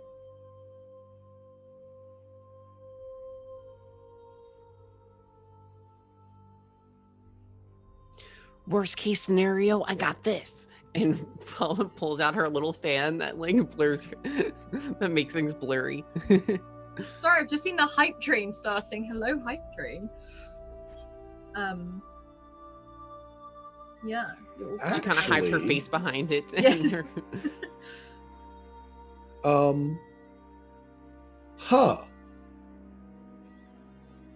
One of the things I've got, you've got the fan that makes things blurry, right? Mm-hmm. But it's just like, it's like a big fan size. It's like it's not gigantic. It's like, partial obscurity for yourself, right? Right. Alice, can I use Boost Cipher so that it acts as though it's 2 levels higher and maybe can hide all of us? Yeah, describe what it is you do to it. As in, like, as you do it. So Averick cracks open his leg and it's like, let me see that. And sort of literally lifts off one of the plates that, so it opens up sort of the thigh piece, and he like starts getting in there, and with just the little bit of the few tools that he has, pulls out one of sort of the conduits, and basically uses it to attach it into the fan, basically to use the power source from his leg, the sort of arcane mechanical power source, to boost whatever sort of cloaking device, cloaking field that the fan is using, to try to make it so that it's big enough. I mean, it's gonna be a tight squeeze with all of us, because I mean, we've got big people with us, and big wolves and things like that, and big Great Danes. But I will say you'll be able to cover the people, not necessarily the Anarqua and the wolf, but you've also got the door in the room that you could easily hide behind as well, right. if anything goes wrong. Well, and I assume that Clyde can go incorporeal and And get somewhere. It's almost as if, as you're sort of flicking, when you flick a fan out, the rest of you see it grow with each flick until it becomes long. That Paula, this is almost like you could really whack someone with this. Like it becomes very big, and you can fan it all the way out, and you all sort of go behind this shimmer, this strange sort of it's almost invisibility, but it's not quite. It just distorts. Is Florence and Reese doing anything? I will say you can see Mickle there. They can't see him, but he's wandered into the room, like stuck his head through. Always like, what are they doing? Are they supposed to be doing that? What are they? Don't touch things. Like you can see him talking to himself.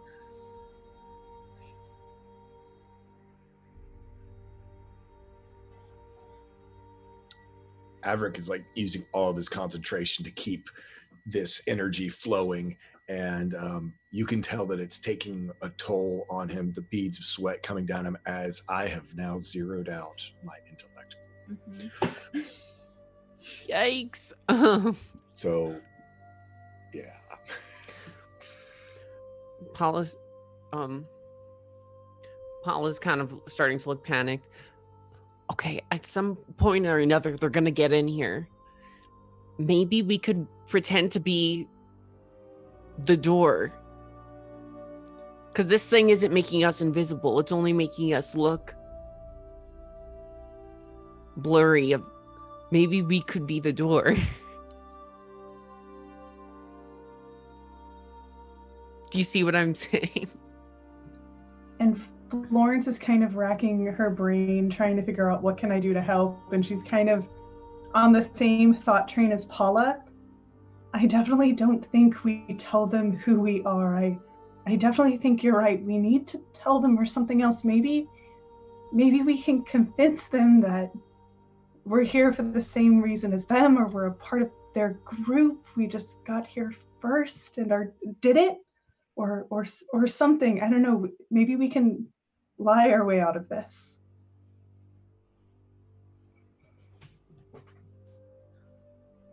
You know, I'm a dancer, but I'm not much of an actor. I can try my best.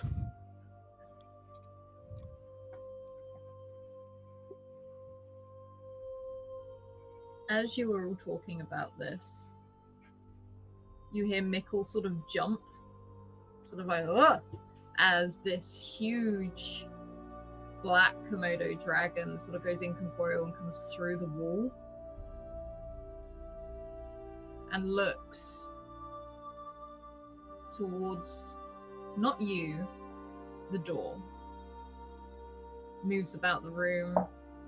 It's sort of almost like snake-like, very reptilian sort of crawl. And as it sort of surveys the room, it moves around and it looks directly at all of you. And Astrid, Tuva, and this dragon. And it blinks. And if anyone's still by the door, this Emil, her head snaps towards your direction. Eyes still fully black. And then looks back towards this man in the center of the room, who looks to be getting a little bit frustrated now. It's not here.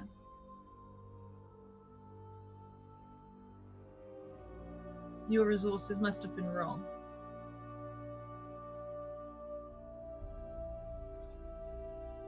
And you can see him sort of, oh, for Christ's sake, like as he sort of gets very frustrated, and he sort of pushes his jacket back and puts his hands on his hips, and one of his head in his hands as he gets frustrated. He's like, this is been searching for so long, and he sort of just smashes his fist into one of the side columns. And as you do so, on the inside of his coat, you see that flash of a rising sun embroidered on the breast of his jacket. He throws it back again, shrugging his coat back on. Well, get everything you need here, and then we're going. He's got to be here somewhere. I know he came this way, so it's got to be the right way. And he sort of storms off back up the stairs. And Emile sort of pauses, and she just watches in your direction. And her eyes don't move from you until another member of this group comes over. It's all right, I'll go speak to him, see what's going on. He gets frustrated easily, as you know, but if you can find anything, you know, I know he's probably moved on from here now, but at least we know where his next stop's gonna be. And he turns, starts to move away, and slowly they filter out. Emile being the last, as she stops and pauses at the step and looks back, gives a slight smile, whistles, and that Komodo dragon disappears back through the wall towards her side as they both make their way up the stairs.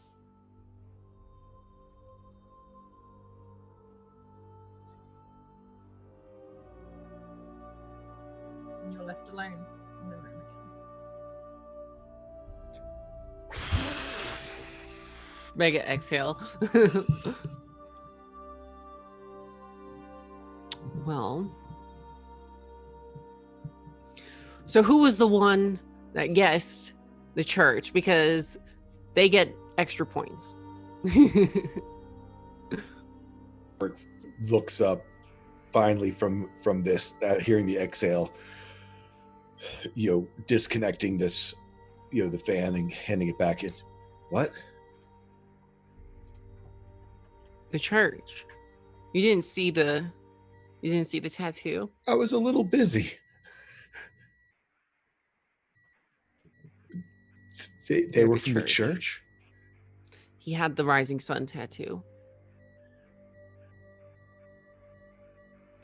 The leader of them. Ugh.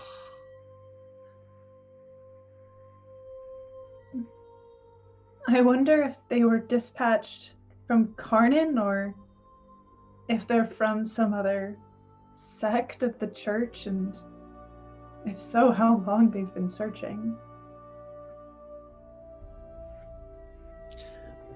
My feeling is that they're not from Karnan. I mean, Karnan's a big city and all, but they seemed important, whoever they were, and I didn't recognize them. Although, I was also kind of distracted and trying to focus on hiding. They're following somebody. They said they knew that whoever it was came this way, and they know what the next stop is. Why do you think that girl didn't rat us out?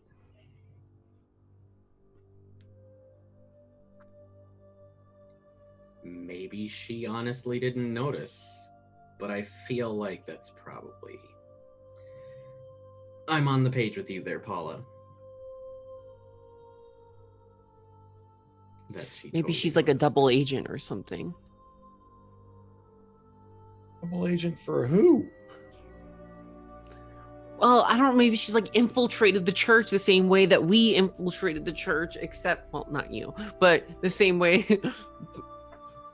that Reese and I infiltrated the church. I mean, we didn't Except- infiltrate the church the way this person, if they're spying for... Yeah. Yeah, no, I was going to get to that part. I was going to say like infiltrated, but like without being, without blowing it up. Like without being super visible. I mean, maybe, I don't know.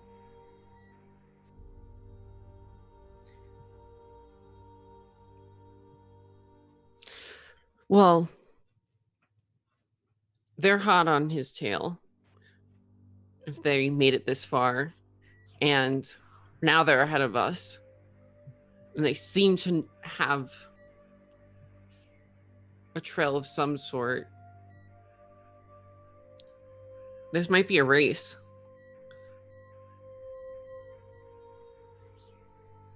How are we going to win a race when we don't necessarily know where we're going? Well, we kind of do. The bridge. Right? The bridge is, it's a geologic feature. It's not like it's a stick in the ground. Well, can we take this guy with us? Pointing to the ghost. No. Right? No. Right, Florence. Right? No. That he has a job to do. He's got to stay here. Right, Mikhail. Right. You're hanging here. Right. Nicole looks at you. He's like, "Oh, I can't leave." See, we'd love to have you though. Really, it would be great. It would be great. It's all right. I've seen it all before. Wait, seen what before? The bridge. Well, okay. So, The bridge, the North Just- Bay. well, Now just- it leads down to Magpie's Keep. It's all there. there's some place called Magpie's Keep. Yeah, and he suddenly looks like this is one of the few things he remembers, and looks shocked that you don't know about it. But yeah, it's famous. And you clock it might have been for him. So, is there another well at Magpie's Keep? Or a door? Oh, wait a There's- second. Are we talking about a bridge or like that's a door? That is there such a thing as a bridge that's like big metaphysical, like a well's not a well with a bucket of water and a door's not a door? Is the bridge not a bridge also? Just, I want to be clear on this before we get... This is a bridge in the form that you walk over water to get across it. See, we're getting along. It has more to you. Why do you remember Magpie's Keep being famous? I used to work there. It was part of my training. Training to guard the door? Maybe. Or something else? I'm not sure. But I was a magpie. You were a magpie? Like, is that like some kind of order? I guess, if that's what you're gonna call it. Could you describe it as a cult of sorts? Sorry, that was Jay asking. That was not Paula. No. I didn't like her though. Something wrong. Not right. She looks back in the direction of up the stairs. I feel like this is going to get a big no from everyone, but we could try and take them out of the race.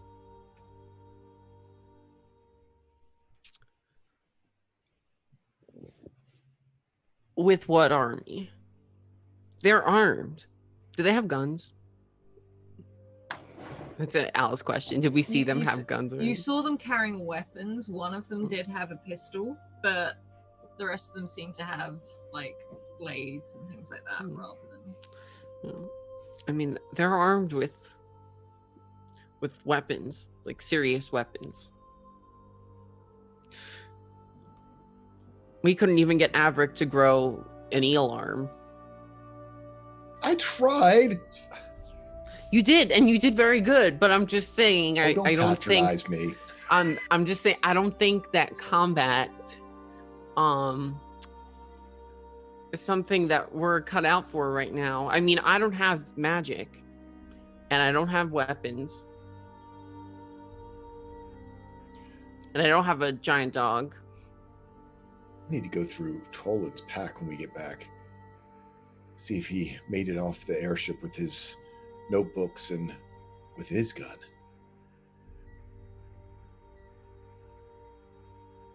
Are we gonna... All right, let's get this straight.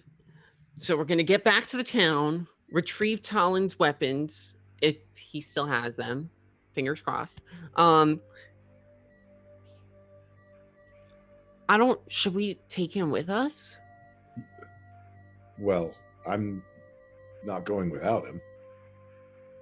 Okay, so that settles that. So we strap Talon to the sled or whatever form of transportation they used here. Well, we had... I mean, that's a good point, though. I mean, if we're in a race, we're hauling around. It'll be fine. It'll be fine. And then we can ask the people back at town what they know about this bridge.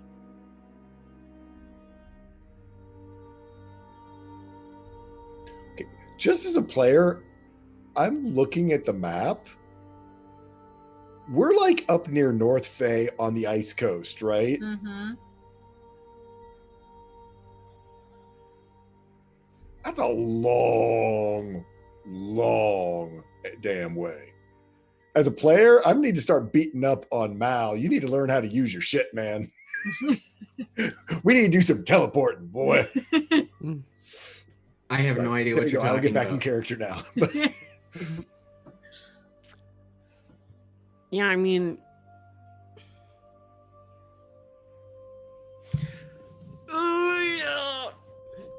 I think that's our best bet, you know? It's all we got. Do we have any way to contact Valadris? I'm just thinking, I mean, could they send an airship to pick us up? I lost my cell phone. Same. Well, as we said before, probably not much service up here. That's true.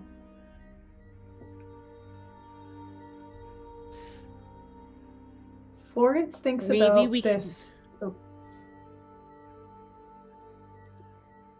No, go ahead. Go on. She thinks about that tracer she found in the backpack. She hasn't had a lot of time to fiddle with it. Does she think she can figure out how to use it pretty quick? I'd say especially if Averick's there as well, because I'd say Averick, you would know this is like a standard tracer.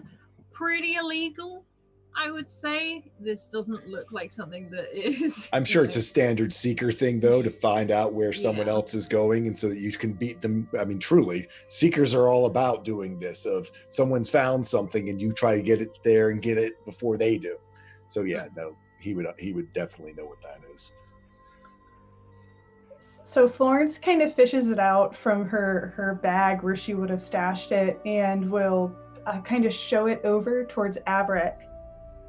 I found this in the satchel over there and it hasn't been used, but I think it's a tracker of some kind. I don't really know how it works. Oh no, that's exactly what it is. So, well, we know whoever Wolf Dude is. He was a Seeker, or certainly knew Seeker tricks, because he takes it and just flips it, turns this thing around. You just this. And then you see like little claws pop out. See it, and then you can just. He shows it to her. It's almost like, well, it's a bug. I mean, you stick it on someone, and God, especially with all these furs and stuff, they'd never find it. And there should be a receiver here somewhere, and he'll go look through the satchel, and it's probably something very innocuous. Yeah, oh, there you go. So that should give you a signal. Basically, some of them are audio, some of them have a little monitor on it, but basically you wave it back and forth, and whichever way gives you the strongest signal, you just follow it. I mean, they're good for hundreds of miles. So she will kind of hand the receiver, or she'll take the bug and hand the receiver over to Averick. I think you might be better suited to figure out what kind of info this gets, but I have an idea that's kind of a long shot, but it might help us at least know which way this race is going. Okay. And she'll take the bug and go over to, is Mikkel in the room? Yeah, Mikkel's just doing his whatever thing again. He's just looking around the room. He seems to be looking for something again. I love this idea. So Florence will once again approach Mikkel. I know I feel like I've asked so much of you today, and I hate to ask one more thing, but I honestly think that this will help protect the door and other doors. And he sort of looks at you confused. He's like, I mean, I haven't got anything else to do. So I have this tracker, this bug. If you would be able to. What's a tracker? And he's sort of looking at this thing. And he's like, what is that material? Like, as he's tapping it. And she'll hand it and let him kind of look at it. It's something that helps you keep track of something. Kind of imagine if you had a tracker on your coin so you had never lost it in the first place. That's amazing. Is that what you lot Yes, have now? it is. Yes. And I'm hoping that you might be able to help us place this on the clothing of one of those people who were just in here. And he sort of holds his hand out and he's looking. He's like, you want me to put this on one of them? I'd be really grateful if you could. Anyone? There was a man with a sun tattoo. I think he would notice the tracker pretty quick, and there was a woman with a Komodo dragon. I also don't think she'd be a good mark for this either. But any of the others. Okay. I could try. And he sort of immediately disappears up the stairs. And he's gone for about 15-20 minutes. Is there anything you want to do in that time? I think Florence is nervously waiting and kind of looking to the others. If this works, we, at the very least, will know which direction they're headed. Tuva's definitely gone back in the satchel and is digging around, just having a look at the biscuits and pocketing stuff and whatever else is in them.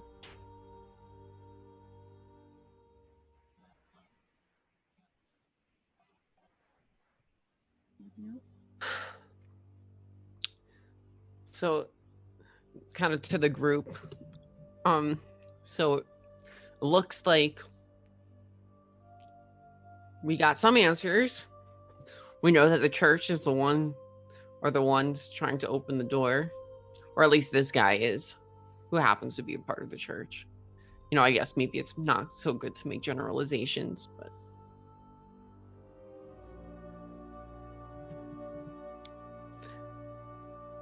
I guess the question would be why.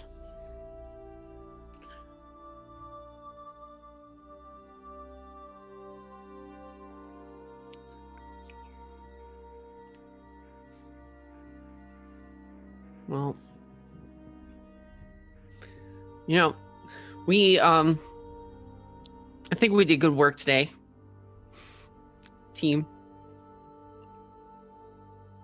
You can hear like a clank as Tuva is chucking stuff out of this bag now. There's like blank notebooks. There's like what looks like a tinder box at one point. Oh.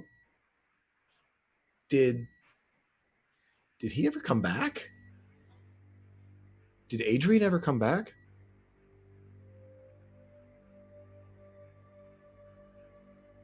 Oh shit. No.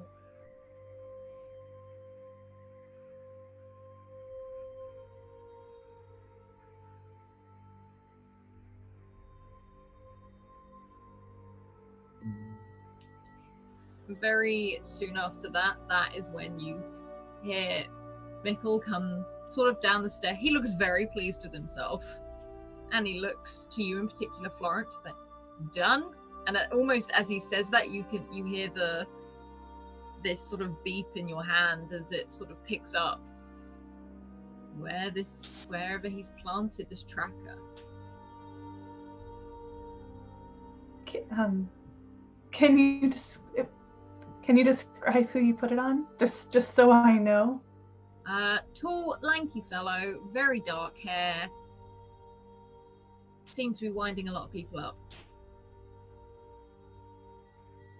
Much younger, maybe 19 years old. Did he perhaps look like our friend who we had with us earlier, before our other friend showed up? Well, the blonde one, your other friend. Yeah, do you know what happened to Adrian? Did you see him? That one. Yeah, he's up there with the other group. Why? Is he in trouble? Well, he doesn't look happy about it. Shit. Sorry. Is that a problem? And Mickle looks like he looks like he's done something wrong again. You have actually helped us out quite a bit. More than you know. Do we run up there? That doesn't seem like a good idea. Well, we're gonna need him if we want to get back to the village. I mean, does he? Actually, probably time-wise now, we're well into the night, correct? I mean, it was getting dark when we came down, so we're now. I mean, well, it was. You went down at sort of like because you did rest for a bit when it had already got dark, so it's probably going to be light again in like 3 hours.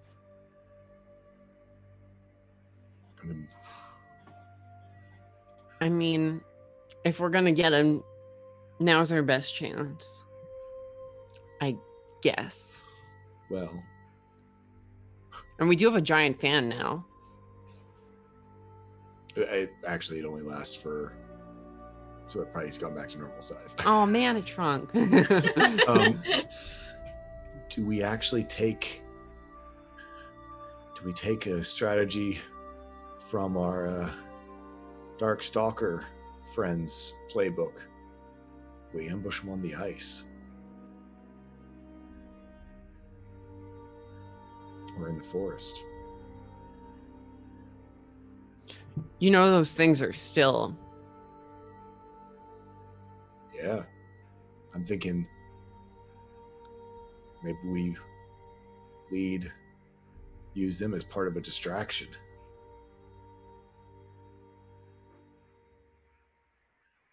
Apparently, if you pee in the woods, bring out the night hags. Yeah. Maybe Adrian.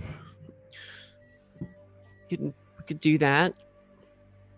You know, maybe I can grab my cube on the way out.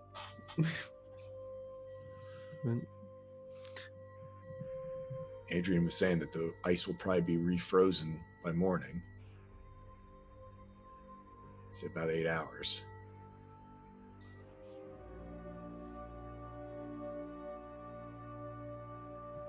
They seem to have gotten here without the ice being frozen over, so they might They might have a way of getting across without it freezing.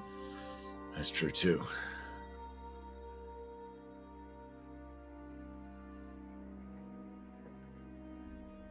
I don't want to wait that long to go and get Adrian. He's helped us so much. We're gonna need a plan then.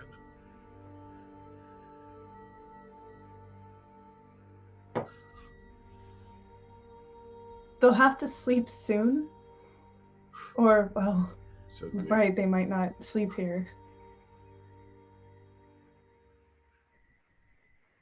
Maybe if we quietly and inconspicuously check up on them, we can then gauge what might be a good course of action.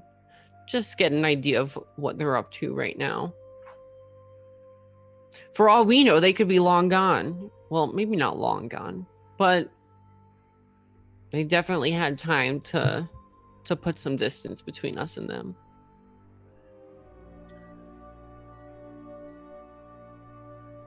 I don't think they can be that far. It's quite the trek to get out of here. Remember, we even had to go under that tunnel that was flooded. Yeah, I mean, yeah, they had to come through the flooded tunnel. I like that. I think we should go. Look, listen. Maybe, yeah, I think that's our best bet. We've got to have more information of what we're dealing with. Whenever we're going into a ruin, that's the first step. You've got to know. You got to know the lay of the land. You can see Mikkel at the back, like, just a quick thing. He didn't come in the same way you came in. There's another way in? They made one.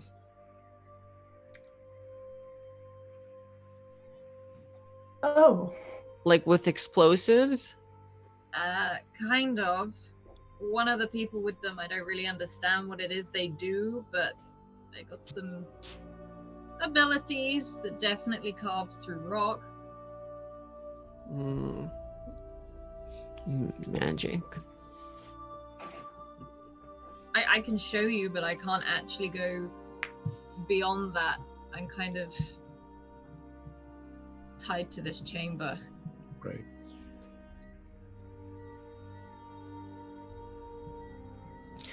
Yeah. Well, lead the This- way. If they're sensible, they'd be camping out below ground until morning. I was going to suggest the same thing for us before we had a rescue mission. I can keep watch. It's my job. Great. Big smile on his face. Well, like, we can't do anything else till we know what's going on up there, wherever they are. Yep. So the plan's to rest here for now then, or because Averick, you said you're kind of feeling tired. I mean, we don't have time to do the overnight one. If we have an hour, I could at least make it so that I've got an intellect pool back. But the other thing would be is, do all of us need to go scout? I mean, who's still feeling good in their pools? Anybody? Or do we all want to rest? Or do Yeah, I mean, pretty maybe old. do Florence and Mikhail go and do it? A little I mean, tag team. mechanically, my pools aren't that bad after spending some recovery. Yeah, my thing is just all my abilities cost to turn anything on. So What are I think abilities? Florence wants to go. Okay. So who's scouting ahead and who's staying back? So I'll stay back, like with Tuva and Rika. I assume she's not very quiet. Rika is just silent in general, vocally wise. Right. You can hear her walking around, but otherwise she's just sat very stone-faced. Well, and also that leaves me and Tuva. I think myself, Tuva, the dragon, and Rika probably can hold our own. And whoever else wants to stay, but that way I can go ahead and roll a recovery, my 1 hour recovery at least.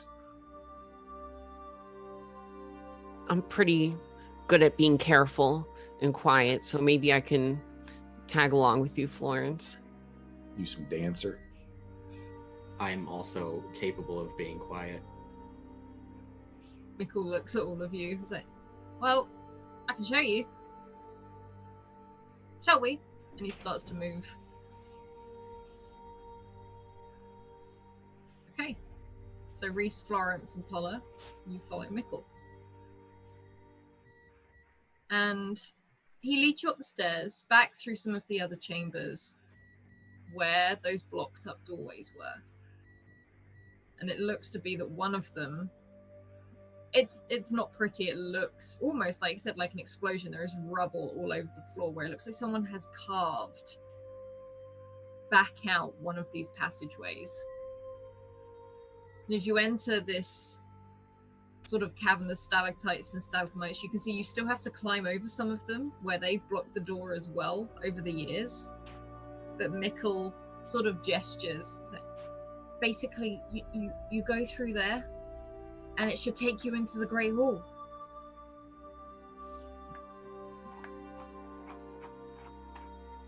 And I can only assume they're camped out there. And then there should be a straight up towards the surface. In fact, it should take you on the other side of the river.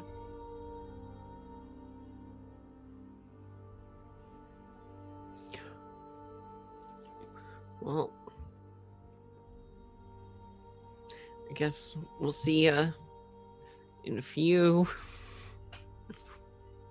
And you can see he's like, I can't go anywhere further than this. But I can be here. Hmm. And I'll wait. I'll shout if I hear anything. Sounds good. Okay. Could you all make a stealth check, or if you have stealth, or a movement or a speed check for me, please? I will be spending... Well, actually, I'm going to use an advantage. Okay. And I'll spend 2 from my pool.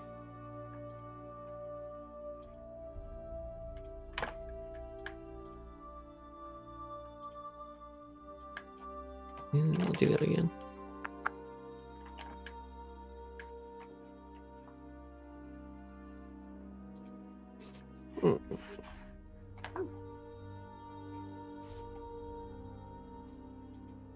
I'm gonna spend effort, and I think I'm gonna spend my 1 advantage as well. Or no, we got more advantage. I'm gonna spend an advantage as well, because Roll20's been unkind lately. You'll just roll the same again.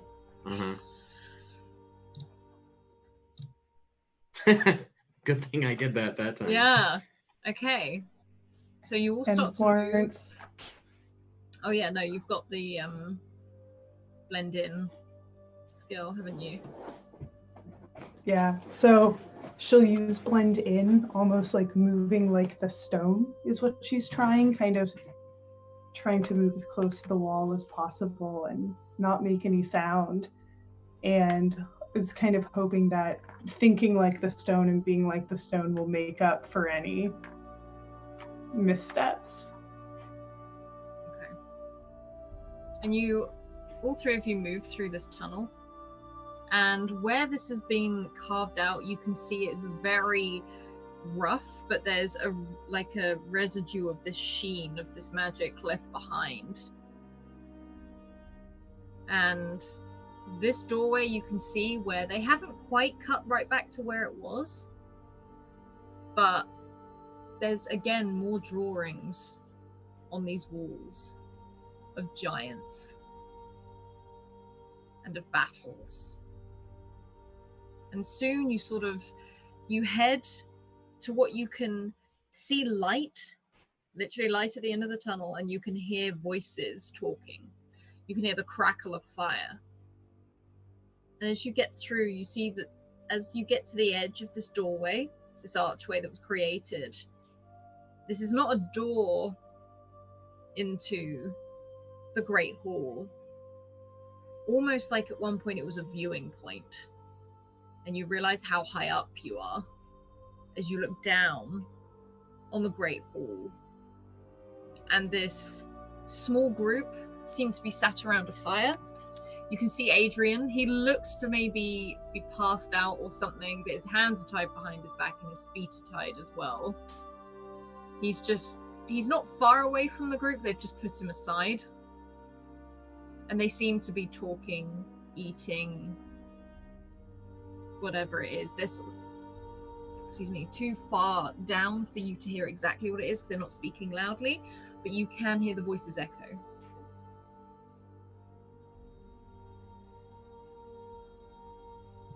I would like to try and listen. Okay. Roll for me, please.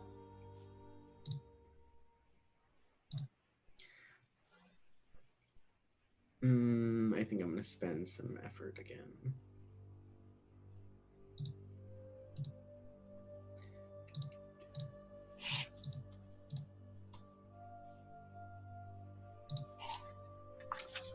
Okay. 12.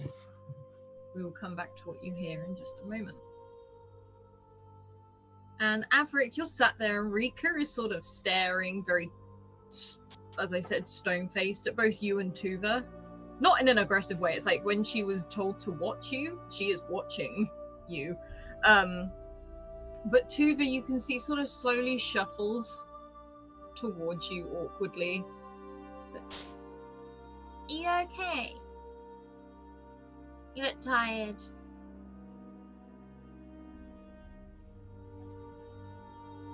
And sort of looks from Averick back to Rika, back to Averick again. And is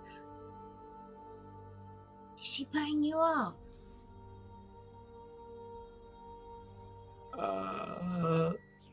I don't know.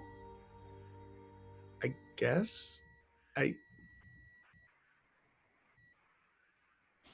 My head really hurts.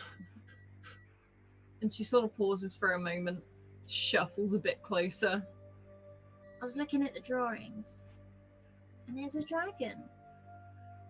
Do you think mine will get that big? Well, how long have you had him now? 2 weeks? Nods. And, I mean, before he was like just in your jacket pocket. Now he's like all but as big as your whole torso. Yeah, he's getting a little bit big for the jacket now. I need to get him something warm, though.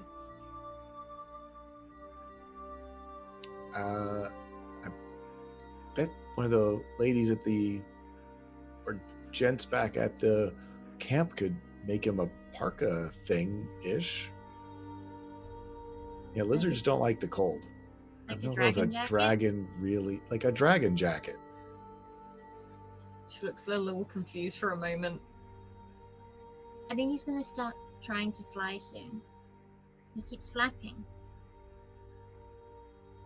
Well, I've seen you all but fly. You kind of bounce it when you hit the bottom, but I just fall. with style. Guess you'll have to teach him. She sort of looks the dragon up and down. I bet Matthias could have taught him. I know. I wonder what happened to Matthias. I wonder what happened to a lot of people. So, are we going to go back to the village and find Tolan and make him Tolan again? I'm gonna try. That's my number one thing to do. She sort of settles back against the rock where you are.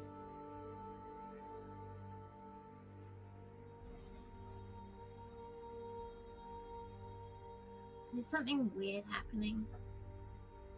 And I don't know what it is. It's just a feeling. Like Uncle Kamaka used to be able to say, you can feel when something's weird, or feel when something's wrong, or feel when something's good, and something feels wrong. And I don't like it.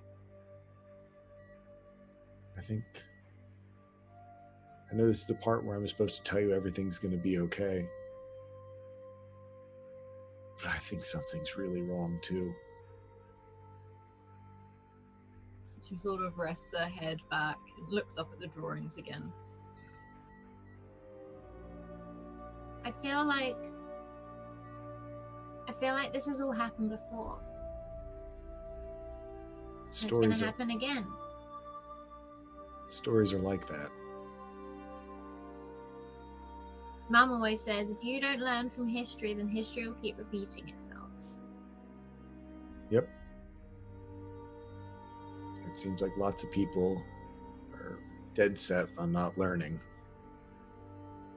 So we just keep doing the same thing over and over again. Different people, different organizations. It's the same story. I don't like that story. Nope.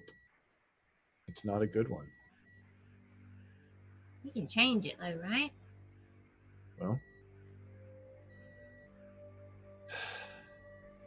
these types of stories, that's what you have to do. And I think that's why we even get the chance to do them over and over again. It's because at least some people made sure that it didn't go all bad. So we do what they did. If it goes all bad. Well, we try to stop it before it goes all bad, but just as much as we're hard trying to make things not go all bad, there's other people out there who want things to go the way that they want it to go. That's not fair. Sometimes those people who were trying to make things not go all bad, they think they're the good guys and that we're the bad ones. But we are the good guys, right? I think so. Oh, well then we'll win then. Yep. That's how the story goes. Trust me, in every book I've read, you guys win. So you don't have anything to worry about. And she taps you again. Like, do you want tea? I would say yes, but I'm gonna be in trouble again if I keep drinking all this tea. We know what happened last time. We're gonna end up fighting another night hag. She sort of laughs and settles down beside you. The most you see Rika do is sort of raise an eyebrow and take a breath and relax herself. And Reese, you may have to shift a little bit to hear closer. There is a path, very high up, still raised, that you can step out onto and move around. This is almost like you've stepped out onto a very thin balcony at the high points of this huge room.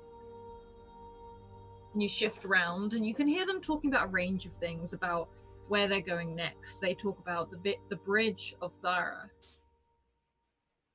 and about the Northman they're chasing, and that they have to get him because he's causing them too many problems, as he has done before. And you move closer and closer, and you can see the main individual, that large man. He doesn't look happy. He looks very disgruntled. He's sort of taken himself aside. And he's flicking through something. Could you roll me an intellect check, please?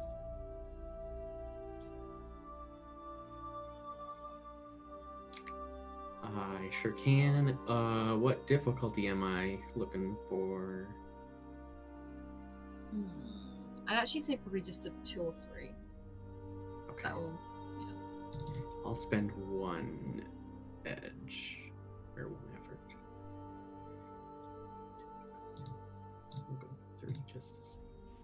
17. Okay. On a 17, you sort of manage to move, and I will say that Florence and Paula, you watch Reese move around the balcony as if he's trying to get a look at something.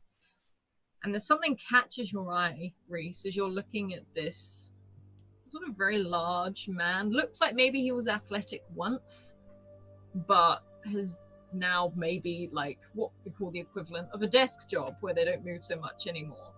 And he doesn't look happy to be here. He seems to be moaning about the cold a lot. He seems to be just sort of groaning about things. He's flicking through this notebook and he's getting very frustrated with it. He's not handling it with care.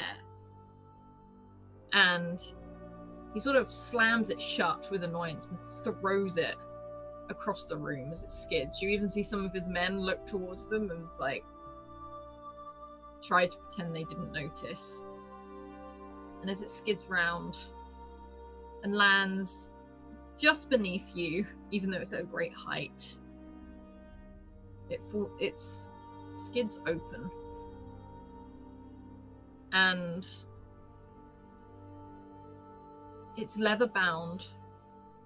It has a small sort of latch, which is a small carved stone at the side of a wolf's head. And you recognize Gideon's notebook. He takes it with him everywhere.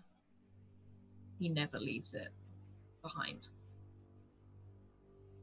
And I think that's where we'll leave this week. Before we come back next week. So... Sorry. Okay, thank you everyone. Thank you so much for joining us today. Please check out the links coming up in chat now. That includes the Discord. We have a channel just for this game, so we'd love to hear what you think. If you want to get into a game, drop Scrat a DM on Twitter and we will get you into a game. We're doing lots of viewer games at the moment and I know there's even more to come. Also, if you've missed out on anything so far, you can head over to YouTube and check out all the playlists over there if you want to catch up or binge watch or whatever it is you would like to do. A huge thank you to our wonderful sponsors in the form of Hero Forge with their coloured minis, the fabulous little things here you can get your characters made with them. Also, Maychan Press that creates a dark matter. You can see their Faith Folio every Thursday. That is also a viewer game if you want to try it out, so head over there. The Deck of Many Things, and the Moving Magic spell cards, including also Humblewood, which is another viewer game if you want to try that out. It's very wholesome, lots of very little creatures being cute, having little adventures. And also, last but certainly not least, also our new one, Dungeon Fog, with their maps and their sort of working with you to help build your worlds, build your campaign and your creations in them. Otherwise, keep evoking emotions, and we'll see you later. Bye.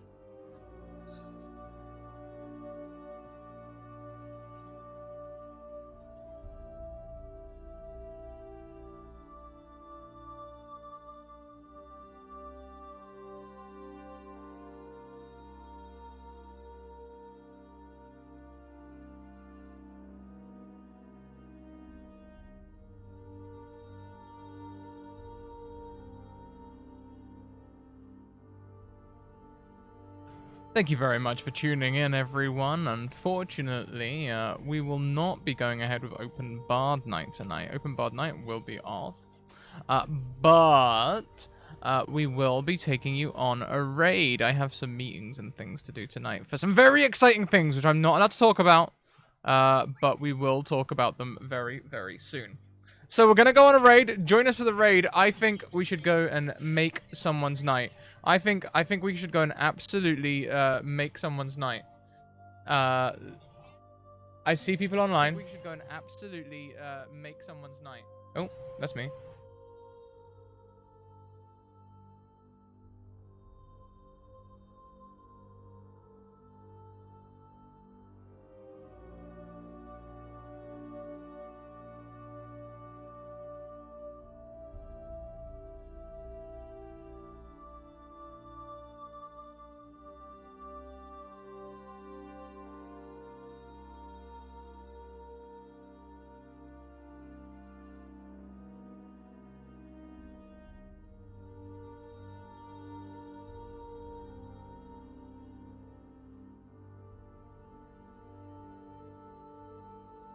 Okay, well, the person I was going to live unfortunately went offline.